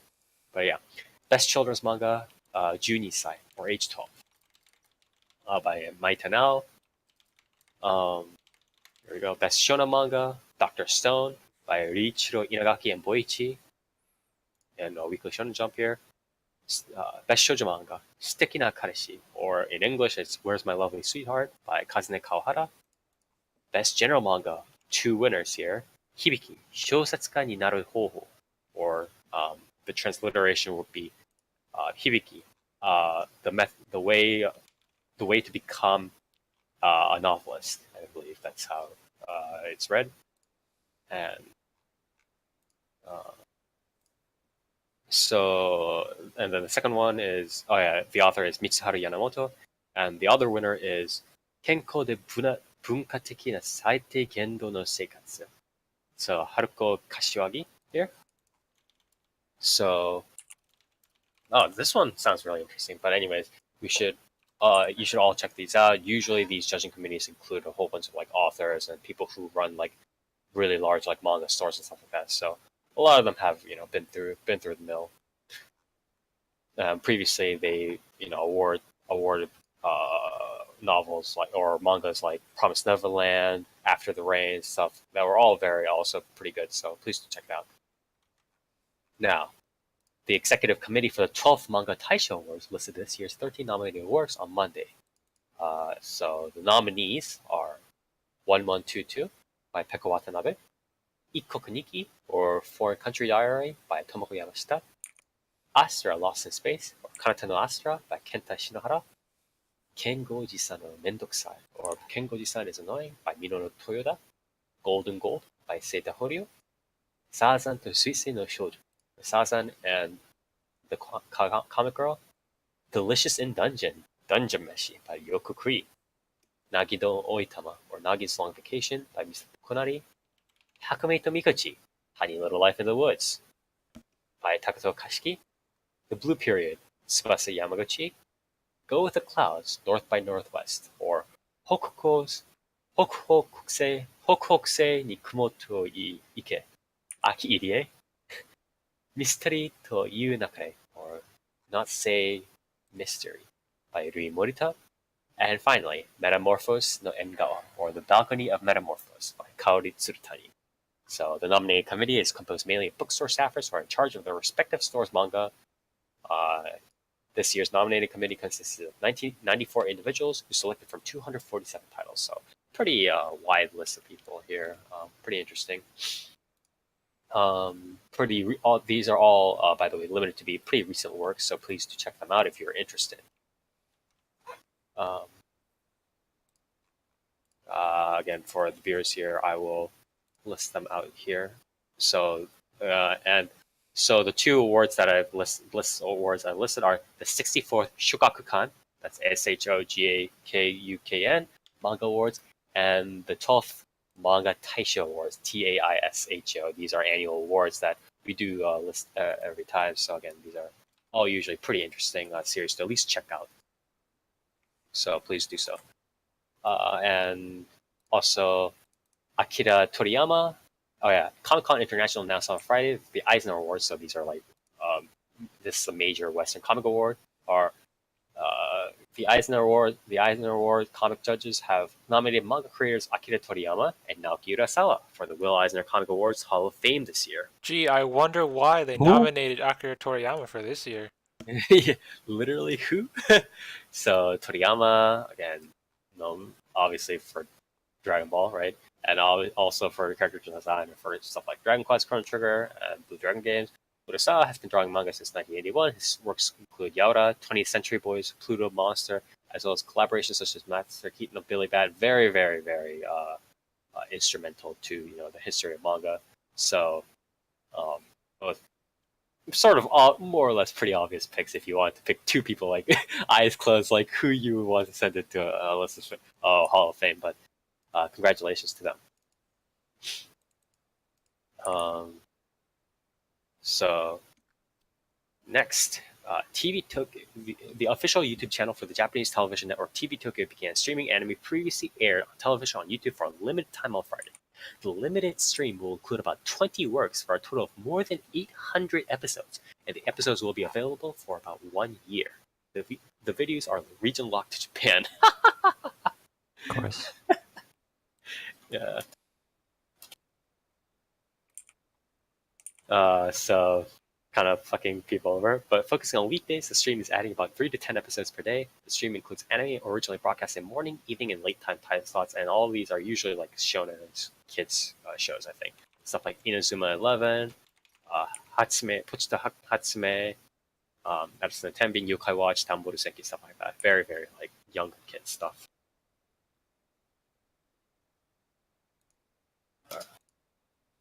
But yeah. Hopefully we can get these, not region locked. That'd be nice, having content that's not, fucking over everybody else. No? You gotta start somewhere. Yeah, you gotta start. You gotta get value somewhere. But anyways, next piece of news. Bandai Namco Holdings announced on Wednesday that it will establish the Bandai Namco Sevens game-related company on April 1st. Bandai Namco Group Company will focus on pachinko, pachi slot, and similar forms of game entertainment. So they're like just making an entire other. They're like, yeah, this is big enough. Let's just make a sister company on this. Is that because they lost the rights to Metroid Prime 4? What are you talking about? Did you not know that Bandai Namco was the ones that Nintendo was working on with Metroid Prime 4 before they're like, no, go away. Then when they went back to retro. No, I didn't know that. That's I don't know how this might. Friendship ended with Bandai Namco. Now I'm best friends with retro again. We'll see how this sort of development holds out again. Japan's interest for game machines such as pachinko and pachi slot machines is said to be worth 19 trillion yen, or about 173 billion US dollars. However, the aging of fans in recent years has contributed to a decline in the market. In addition, Japan's passing of legislation last year to allow the establishment of casinos in the country is influencing the market. So it'll be pretty interesting to see how that pans out. Next piece of news. This is just like an interesting one I want to point out. So there's usually we don't talk about anime adaptations, but Joshikase or Joshikose, yeah, it actually says Kase, Joshikase manga about high school girls, stuff like that. So that's very like regular. But then it says here, Crunchyroll is publishing the series digitally, and it describes the story. Who needs dialogue when you're this cute? The beautiful but unlucky Momoko, the cool collected Shibumi, and the refreshingly innocent Mayumi star in a quote-unquote silent manga. No speeches, no dialogue. Just pictures, sound effects, and 3 high school girls living their daily lives. So honestly, this just looks like one of those YouTube. So it's like what Japanese like YouTube communities sometimes like to do is they like to quote unquote animate manga by just having like almost PowerPoint kind of presentations of like manga in like a YouTube video format. And that's what I feel like this will essentially be. You know what I mean? Like it'll be animated, but then like nobody will be seeing anything. It's gonna be like really weird. It's gonna be like one of those silent movies way back when. But It's just 3 people awkwardly standing in a room for like 4 minutes. yeah. They're just talking. They're like mouths are moving, but they're not doing anything. and then they just get out of the room. Yeah, that'll be interesting. Finally, before we go on to the people news, the organizers of the annual Seiyu Awards announced on Tuesday that it will give awards for 4 new categories for 13th annual Seiyu Awards this year. The new categories include Foreign Movie/Series Award, which makes sense, Game Award, Influencer Award. I'm guessing this is like for Seiyu that like make new like agencies or like help others or do like charity stuff. I'm guessing, right? And then most MVS or most valuable Seiyu. I think this is essentially just the fucking popularity contest because it says poll, right? So the organizers previously revealed the intermediate results of the MVS poll last September, with the poll resulting in Hiroshi Kabi coming in first, Mamori Miyano and Tomoaki Mae in second and third place. Yeah, this sounds like a freaking popularity contest. I don't know why they fucking have this stupid ass award, but other than that, kind of weird or kind of interesting additions here. We'll see how that pans out later. Do you guys want to talk about the Kingdom Hearts 3 thing? The leak No thing? spoilers. Don't get your spoilers. I wasn't up talking here. about the spoilers. I was just talking about the Nomura's Nomura's reaction to it. Is Kingdom Hearts anime? Yeah. Well, All right, then go ahead. well, I mean, it's just he was just talking about Tetsuya Nomura in an interview with Game News / Place on Thursday. Kingdom Hearts 3 director Tetsuya Nomura spoke about trouble his team faced due to illegally obtained ROMs overseas. He mentioned that he's reconsidering future worldwide simultaneous relationships as a result of the leak. After this incident, I can't help but reconsider things like simultaneous worldwide releases, at least for physical editions of games I work on from here on out, he told Famitsu. The risk of simultaneous worldwide releases is high. But yeah. So, Nice. yeah. Very Imagine a world in which a game releases at the same time everywhere. Wow, isn't that crazy? Yeah, that's too risky though. It's hard. Very risky. Too hard. Very risky to press a button and release a digital copy of a game in more than one area. Yeah. But anyways, on to the people news here. A lot of people like getting arrested and retiring and getting fucked over, but we'll see how this goes. First off, a Virginia court upheld a guilty verdict in August against defendant Elmer Emanuel Eichner III on several counts, including violating the terms of his supervised release by searching for quote-unquote anime child pornography. Eichner was forbidden from viewing any pornographic material as part of the terms of his supervised release from prison in 2016. In March 2008, following a guilty plea for possession of child pornography, Eichner was sentenced to 120 months imprisonment and lifetime supervision. As conditions of his release, he was barred from accessing the internet without approval from his probation officer and from accessing pornographic material or any pictures of children. God damn it. Nice. Blah, blah, blah. For what the court describes anime images depicting children engaged in sexual activity, and he later confessed to his probation officer. He also said that he had thrown his hard drive down a storm drain because he claimed he was quote-unquote angry at his computer and described it as quote-unquote the danger zone. So, very unfortunate. Please do not... Please don't get arrested. Please don't get arrested for watching child pornography when your probation officer tells you not to. That would be nice. Next piece of news. Police in Inashiki, Ibaraki arrested a 39-year-old male suspect on Thursday under suspicion of modifying and selling Love Life character figures without permission. The man is a resident of Yachiba and self-described as a member of the sales industry. The suspect reportedly admitted to the charges and said the figure sales helped cover living expenses. Ah, okay. The man allegedly took the head from a Love Life Nico Yazawa figure, attached it to Girls with Pants Darjeeling figure, and sold the modified figure without permission on an auction website around September 6th. The figure reportedly sold for around 3,000 yen, or $27. So it's like because they want to see like the Nico like in like a swimsuit or some other like figure, right? He like took it and then like put it on some other. But why is this a crime, though?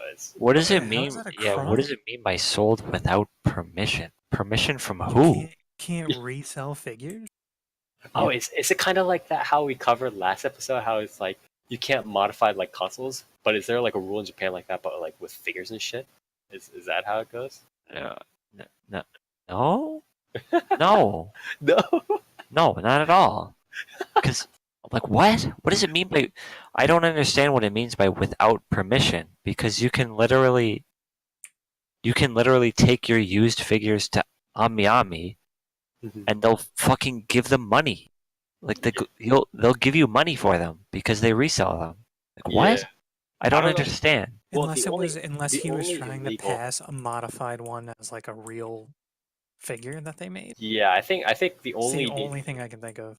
Yeah, but I don't think it's. But it's pretty obvious when a figure Yeah, is it's probably modified. not like very. Yeah, it's pretty obvious. Like, wow, this guy has this one Nico Why does- figure Why with does a Nico just swimsuit have? that You know, no one else has. why does Nico have such huge boobs now? It's not like Yeah, that. I really don't get this because like Yahoo Auctions exists, you know. Yeah, I don't think he's like, oh, Love Life sold this. I think he was probably just like, yeah, Nico like has huge boobs now, guys. But yeah, that's pretty interesting. Very unfortunate though. Next piece of news.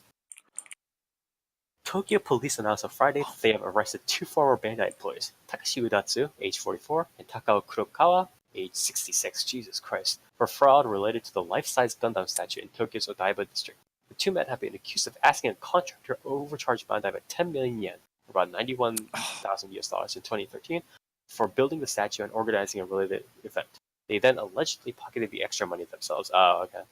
The police suspect that two used similar means to obtain about 200 million yen, or about US 1.8 million US dollars between July 2013 and November 2016. Are you serious?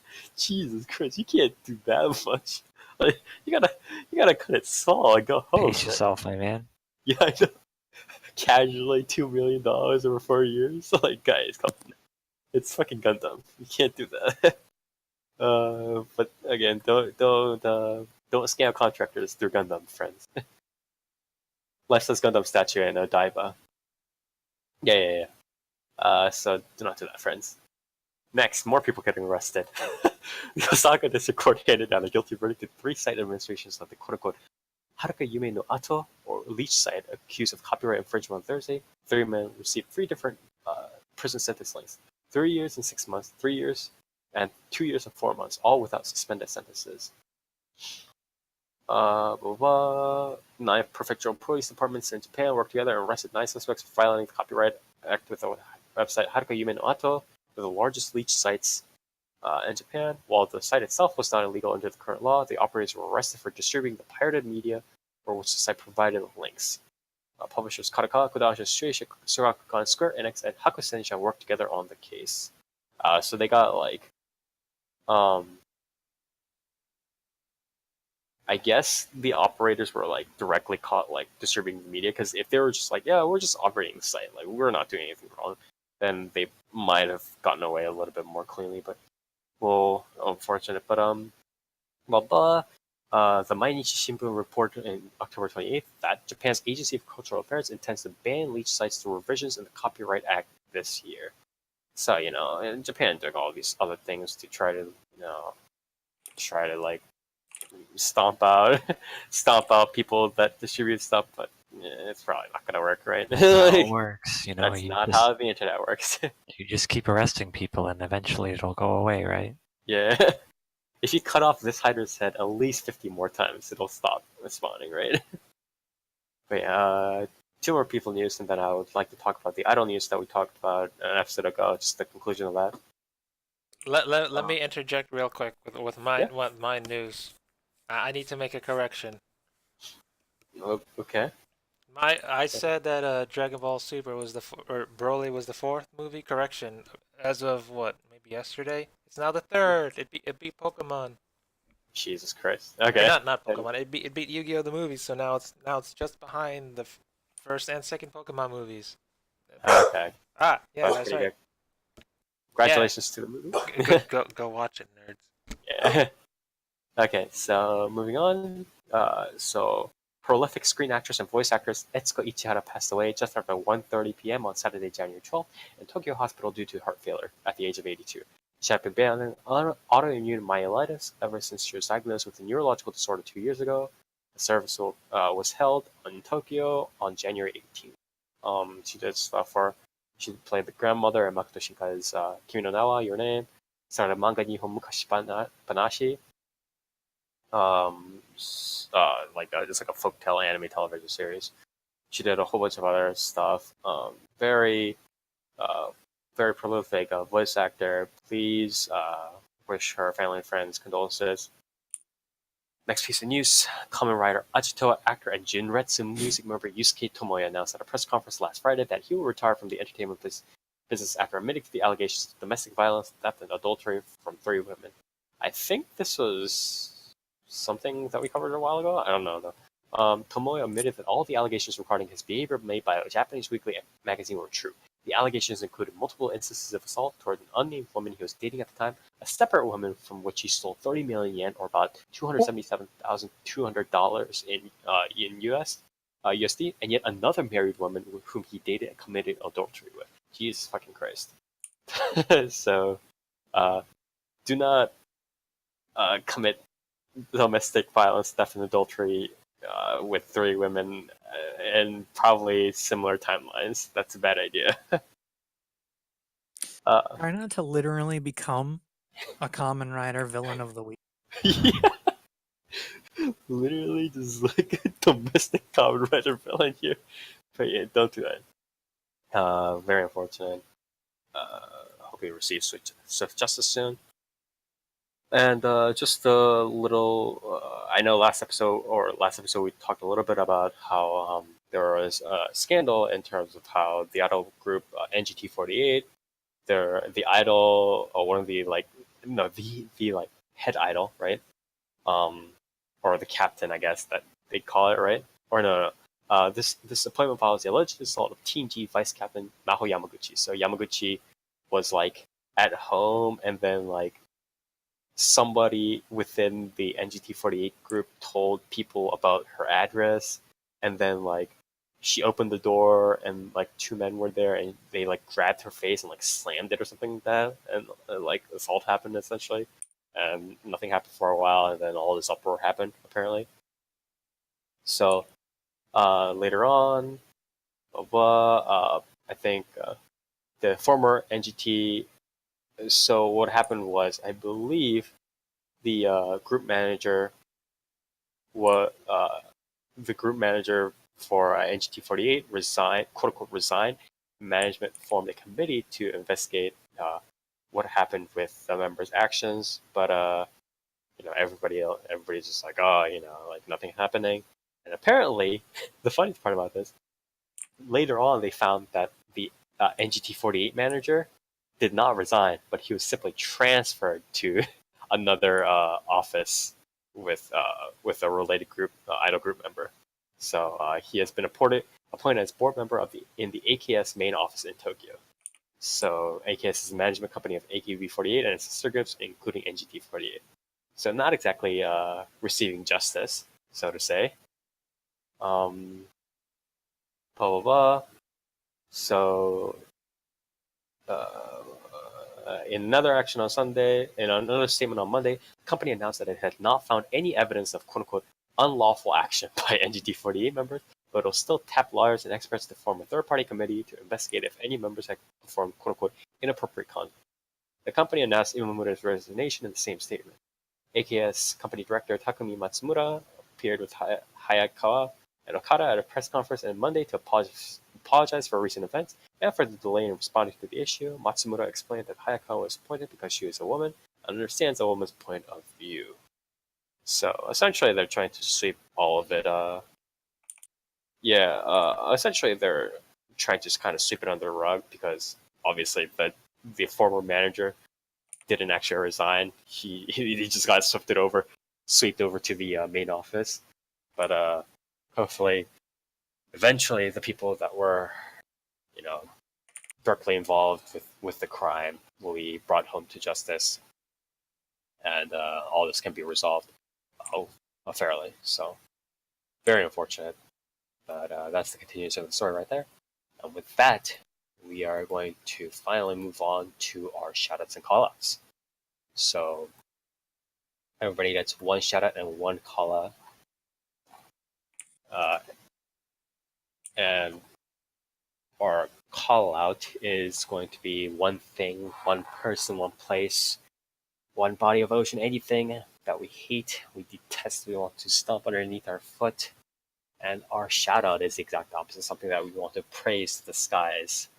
Anything that we want to give a 5 stars on Yelp and can be any person, place, or thing.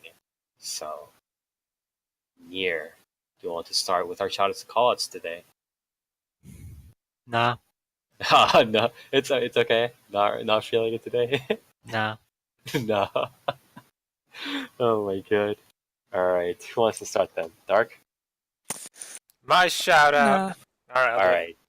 Yeah, My actually sh- give it to Toes because I'm thinking of my call outs. So My shout out is to Funimation and Dragon Ball. Y'all did good. Y'all did a good job. And shout out. I'll add into my movie theater, my local movie theater, and to everyone who watched Dragon Ball Super Broly with me Okay. in the theaters. It was a really good experience. Everyone was hyped, and lots of good energy in there. It felt like a real anime club, Good stuff. not like the fake ones at your local college/high school. Mhm. You know the one. What was that one? That one Sakura-Con commercial with the Garugamesh Sakura? guy. Garugaman. Yeah, Oh. that guy. It was like that. There's a lot of the dudes around me were like, yeah, go. What was it? Yeah, Garugaman. Let me quote some dude. He was like, yeah, Broly. Yeah, Broly, clap freezes cheeks or something like that. Claps. I think that I mean- means one. dude, yeah, Broly, make that ass clap. Like, what? I don't know about that. I don't know about that one, bad, Chief. That's the kind of crowd I watched it with, and it was amazing. That's a good commentary. Okay, what you call it? So yeah, shout out to the collective, everyone who watched Dragon Ball Super Broly, and who made it and whatever's. Yeah. My call out is going to be to who are you guys? Aniplex? Yeah, Aniplex. I'm waiting, March 23 is the LA release date for Heaven's Feel Part 2, Lost Butterfly. And I know the nationwide release is March 14th, so why hasn't your website updated? I want to buy tickets. I'm waiting. I need Dragon Ball Super Broly knocked it out of the park. I mean, for anime movie this year. Well, what other else is there? What, Boku no Hero Academia Twin Heroes? I saw it. I saw the reviews. Guess how much it made? 5 million. Oh no, 5 million. That's nothing compared to Broly. Well, I Come mean, on. the series gap is quite different, but yeah. Did you not know Boku no Hero Academia is this new generation's Naruto / Dragon Ball slash one no Naruto and Dragon Ball Bleach Bleach faded away. But Yeah. anyways, Give me let me buy tickets already. I'm waiting. Do you want my money or not? Just take my money. No, All right. March 14. I'm waiting. Let me buy tickets. Okay. Dark, do you have your shout outs and callouts? Fuck, dude. I don't even know. I had a call out and I don't remember what it was. Was it Okay, that you I'll have go. not? That was it that you have not watched Dragon Ball Super Broly, and you're missing. You're missing No, out. actually, that's You're kind of part of my call, my shout out in a way. you're missing out on the See, most this important weekend, anime movie since the Pokemon movie. No yeah, but joke. like that's not important because what I did see this weekend was Spider-Verse, Oh, all right. and that's gonna be my shout out because I'd been saying for the past well, not even the past few days. After I saw it yesterday, I was like, yeah, that's probably like the most original and like best just Western animated film I've seen in like a decade. Since when? But honestly, I can't even really think of anything before that Toy as of right Story? now. I mean, like that's what I'm saying. Like it's not really fair anymore because it's like I would say this. I guess a more fair comparison would be like this is pretty much how I saw Toy Story when that first came out and like the start of like Pixar style and whatnot because the Pixar style is done to death in Illumination. Like the previews before Spider-Verse, I saw at least 3 movies that looked exactly the same.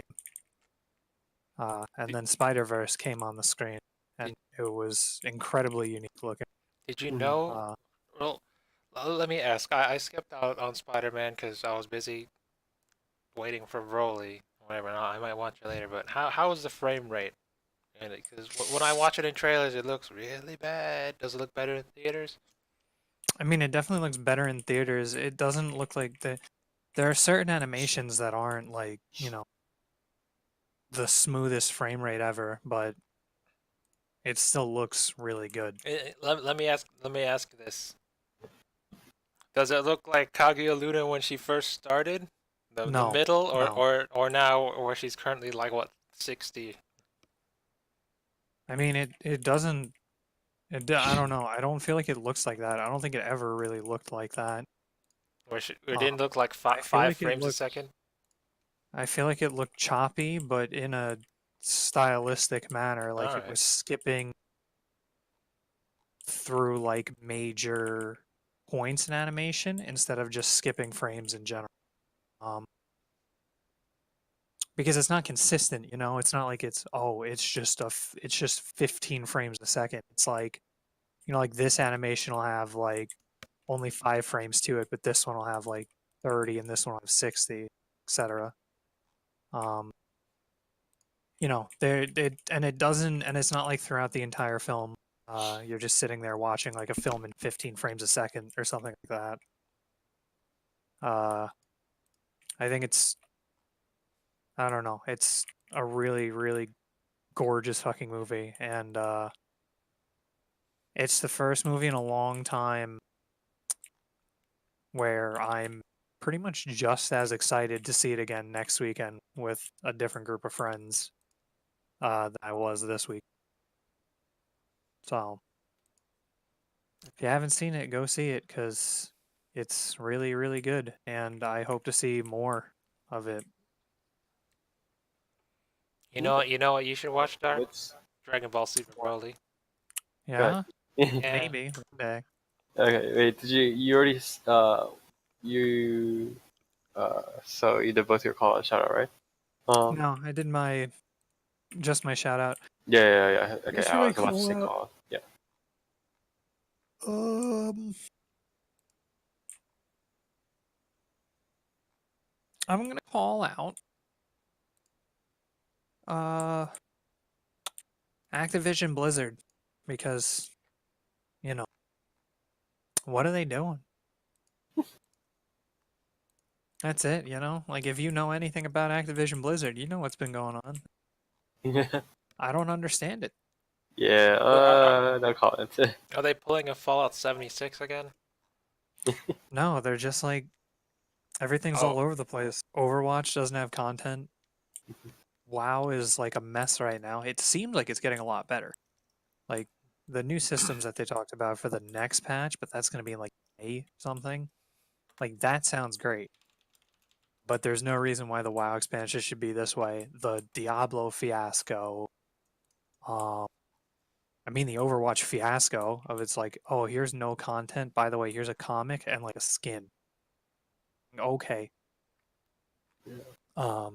I think I think that was my previous call out too. So I'm not gonna get too much into that. And then there's been like a lot of other stuff, like even on the actual Activision side, like them trying to sell red dots, Call of Duty Black Ops for like $1 a piece, if not more. The smiley This, face is yeah, the not two smiley face is dollars. like $2.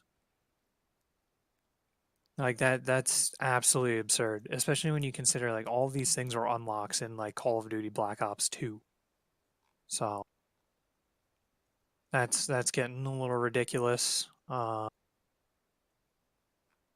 yeah, I mean it's not like, oh, and now they're introducing the crowdfunding aspect to World of Warcraft or whatever for the tournaments, where they're trying to sell like Oh yeah, that the that shitty was WoW very toys. unfortunate. Yeah, Yeah, and for I don't know those about people, that. for people who don't know what a toy is in WoW, it's like, maybe I have a toy from getting an achievement and it turns me into like an NPC for like 5 minutes.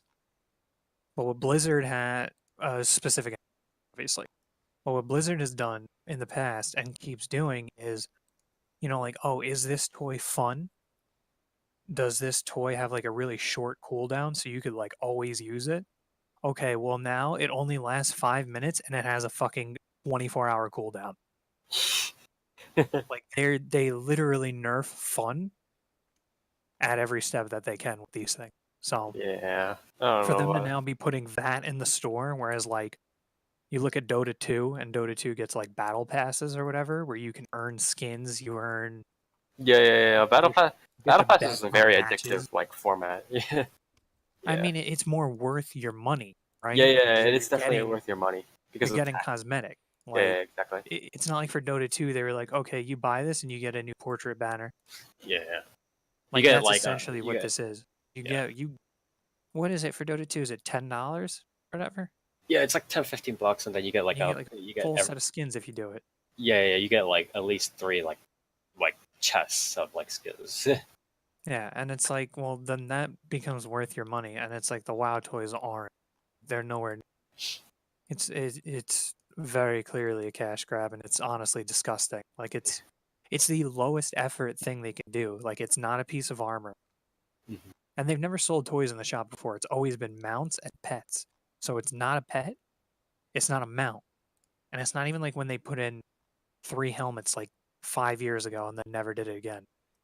So Right, it's not armor, it's nothing like that. It's just 2 toys, not even a right. tabard, and that's just a texture.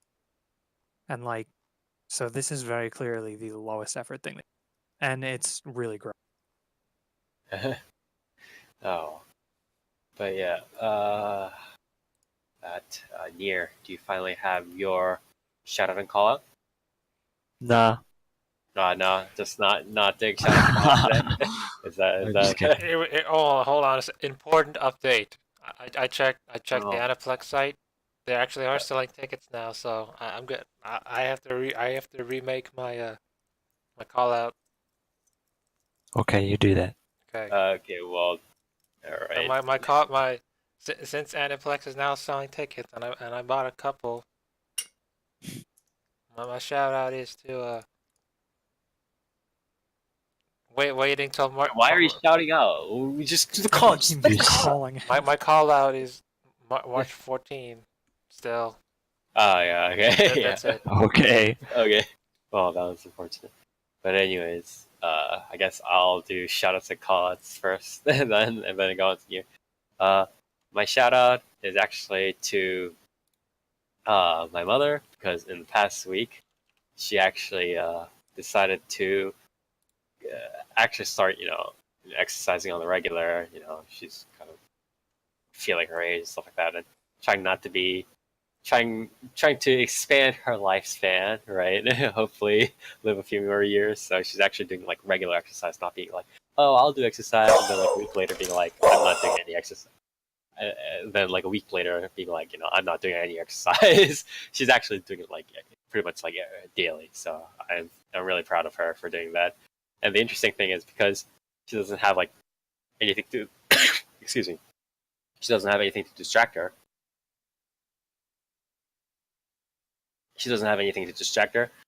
She's actually been listening to more of like podcasts and like new stuff. So this is actually the period of time where she's asked me more about random like like politics and new stuff than she has been before. Where she's just been like watching random ass videos on YouTube.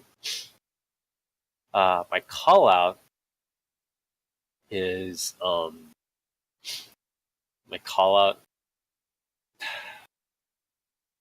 My call out is to people that like take. So I'm like in a. Well, I talk to people who are really like into Idolmaster, Love Life, stuff like that, like idol stuff.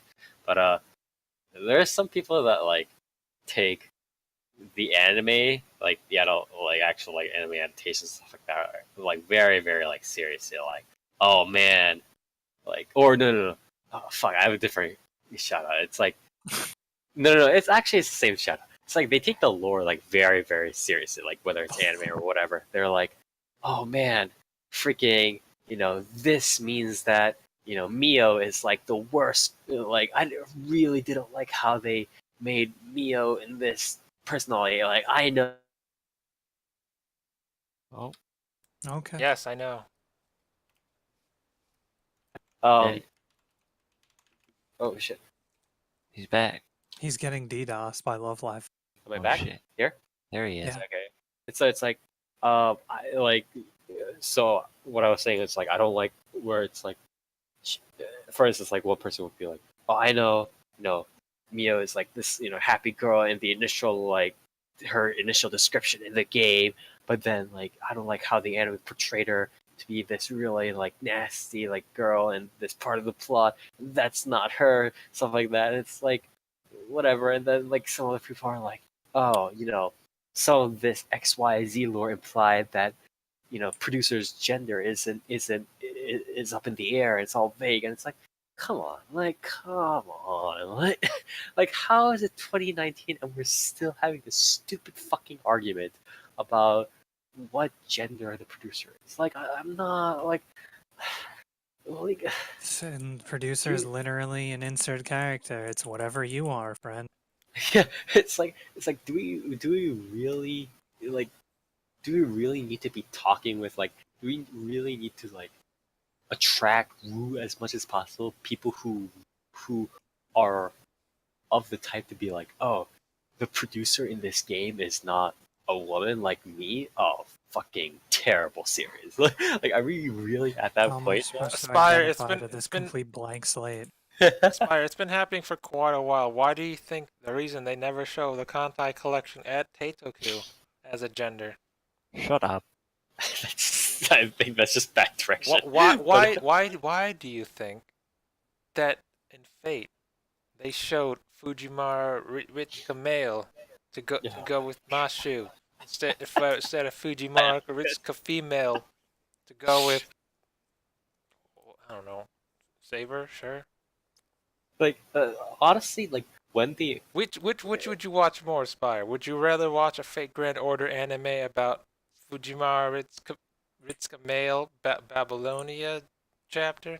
Or would you rather watch the demon of gacha, Fujimara Ritsuka female, talking about gacha and beating people up? well, what I respond to Would that you is- rather have Hey, male Toast, can I answer? male Haku no Kishinami in Fate Extra Last Encore, or would you rather have female Haku no Kishinami in Fate Extra Last Encore? Series was bad either way. It would have been better if it was female. Well, what I'll respond with is that like, so obviously Dark knows much more what I'm talking about. It's like when Adam Master the animation came out, and this is like of the original generation, Namco Productions and stuff like that. And there was the initial episode had this thing where it's like the producer or one of the main characters was not shown, and all he was doing was he was using a camera to like, take a video of all the different idols doing different stuff, right?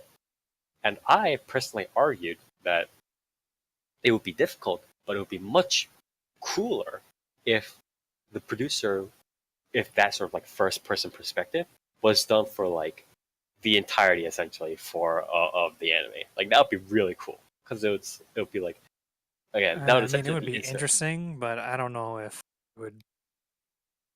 It would be very difficult. It would be very difficult to have all 24 episodes like that. But I think it would be at least have been worth maybe an experimental try, like in something down the line, right?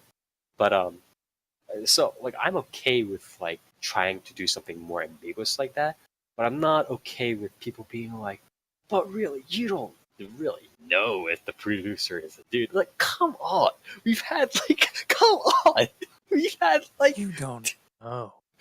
we've had like 3 different like generations of male producers, and you're like, and like literally like half the girls are in love with the producer, and like, oh man, I wish he was my husband. So like, and you don't know whether the producer is a dude. Like, come on, just You know give it how up. like Makoto's entire arc in the anime doesn't work if the producer isn't male?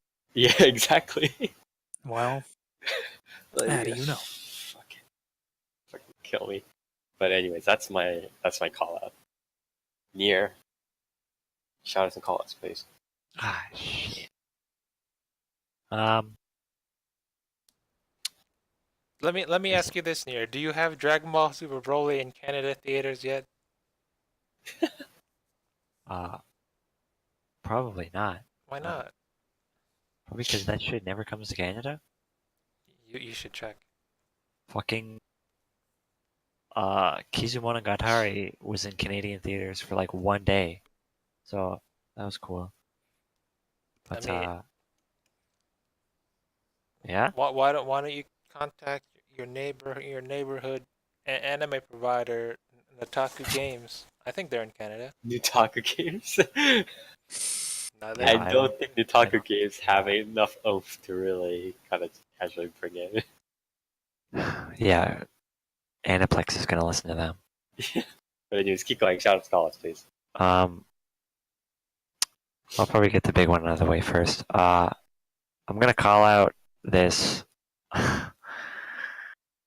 recent Metroid Prime 4 news. That's what call I was gonna be. Well, you're still good now, so keep going. So, was it yesterday or 2 days ago? Whatever. Recently, Nintendo came out and they gave a development update on Metroid Prime 4, and basically why we haven't heard a single thing about it since it was announced 2 fucking years ago. And pretty much all they said was they're scrapping everything, literally everything that's been developed in the past 2 years, and they're now going to reach out to the original developers of Metroid Prime, Retro Studios. And for some reason, everybody is seeing this news as some sort of like benevolence by Nintendo, and how Nintendo is just so wise and so brave to be able to literally waste 2 years of developers' lives, consumers' patience, and just like money, and throw it all in the trash, and then finally have the fucking revelation of saying, "Hey, maybe the people that developed the last games should develop the new one. Maybe that's a fucking grand idea." And just I don't understand why Nintendo fans are just so just blind. Like, it doesn't matter what they do. It doesn't matter what Nintendo does. Nintendo could say, Mario's done. We're never gonna make another Mario game ever again Well, you because know what that means. and then they give some reasoning and be like, well, we just think there's nothing more we can do with it. A delayed game is eventually good. A bad game And is bad all forever. all the Nintendo fans would be like, yeah, that's pretty brave of Nintendo to do that. I think that's just a smart decision, and No, they'd eat it up. instead of making a bad Mario game, you just They delay just don't make any. any Mario game forever. They just delay the Mario game forever, dude. Yeah, Reggie once said, play the game, but if we don't make a game, you can't play it, and so it can't be good or bad. Oh my god. Like, I don't understand how people can look at this and just see how inept Nintendo is, right? Like, first of all, the decision to begin with of not going with Retro Studios, right? Mhm. Like, why would you do that? Why would you have, you basically have a studio in your pocket that made you one of the most profitable series you've ever done. Honestly, the game that sold the GameCubes, right? Why would you just be like, yeah, we don't need them? Continuing the series, whatever. Yeah. And then 2 years later, they're like, oh, I guess going with another studio was a bad idea. And then scrapping everything, not even keeping just some core stuff, scrapping everything. Everything's gone. And then just being like, yeah, we're going to go with this other studio now. Yeah, I don't know. How do you not? First of all, why would you announce the game if you weren't even 100% sure of the development is going swimmingly? Second of all, how do you have that poor foresight to not just be like, this studio is going to be perfect for making this game? Yeah. You're just dumb then. You're just selling your IP off to any studio that'll fucking take it. I don't know how people can't see that. Yeah. It's ridiculous to me. I was gonna throw in there too. I saw someone say that Metroid. I don't know if they said Metroid or Metroid Prime, and specifically hasn't been a killer app for years, so this makes sense. Like a console seller. What? And Okay. it just blew my mind. Remember how Metroid Prime 1 is the Sold only reason the GameCubes. GameCube sold? Remember how Metroid Prime 2 was also a reason to pick up a GameCube? Remember how Metroid Prime 3 was one of the only actually standout games on the Wii? Remember how Metroid Prime Collection was one of the only reasons to buy a Wii U? Yeah, Yeah, I Metroid was gonna Prime say, is a very flagship kind of. it just blew my mind because I was like, yeah, you know what? You're right. You're right. You know what? A new Metroid Prime hasn't made me buy a console since the Wii, and that's been a long time. Oh wait, there hasn't been another one released. Yeah, but like I said, if Metroid Prime 4 was released for the Switch, I'd have a Switch right now. people bought Wii U's because it was the only place to legally get the Metroid Prime collection digitally without piracy. People like Metroid Prime. It's a very sought after game. If they ported the collection to the Switch, people would buy a Switch for that. Yeah. People love Metroid Prime. It's ridiculous to say that it hasn't been a killer app. You can port that to anything, and it'll be a killer app. Yeah, it's people are kind of looking at it very I don't know. It's it's almost it seems like a weird phrase. They're just kind of casual ageist kind of perspective with that sort of remark. If Yeah. you're saying it, but yeah, It's stupid. very unfortunate. But, My shout out, I guess, Mhm. is going to be my I guess the God roll I got in Grand Blue Fantasy a while ago. Where Yeah, fuck you. I did a 10 roll on the new banner, and I got literally everything that was like on focus for that banner in one roll. Feature, fuck you. So that was kind of cool, I guess. Oh my god. It's not bad. Alright. Anyways, with that, we are done with all our calls and shoutouts for today. And again, thank you all for listening in. Watchers here, viewers out there, for following the podcast. If you like what we do, we stream this every other Saturday at 10 p.m. Eastern Standard Time at twitch.tv/4PlayerAnimecast. That's with the number 4. Follow us here or on our social media on Facebook or on Twitter at 4PPAnimeCast, again with the number 4. We upload this to our YouTube channel as well.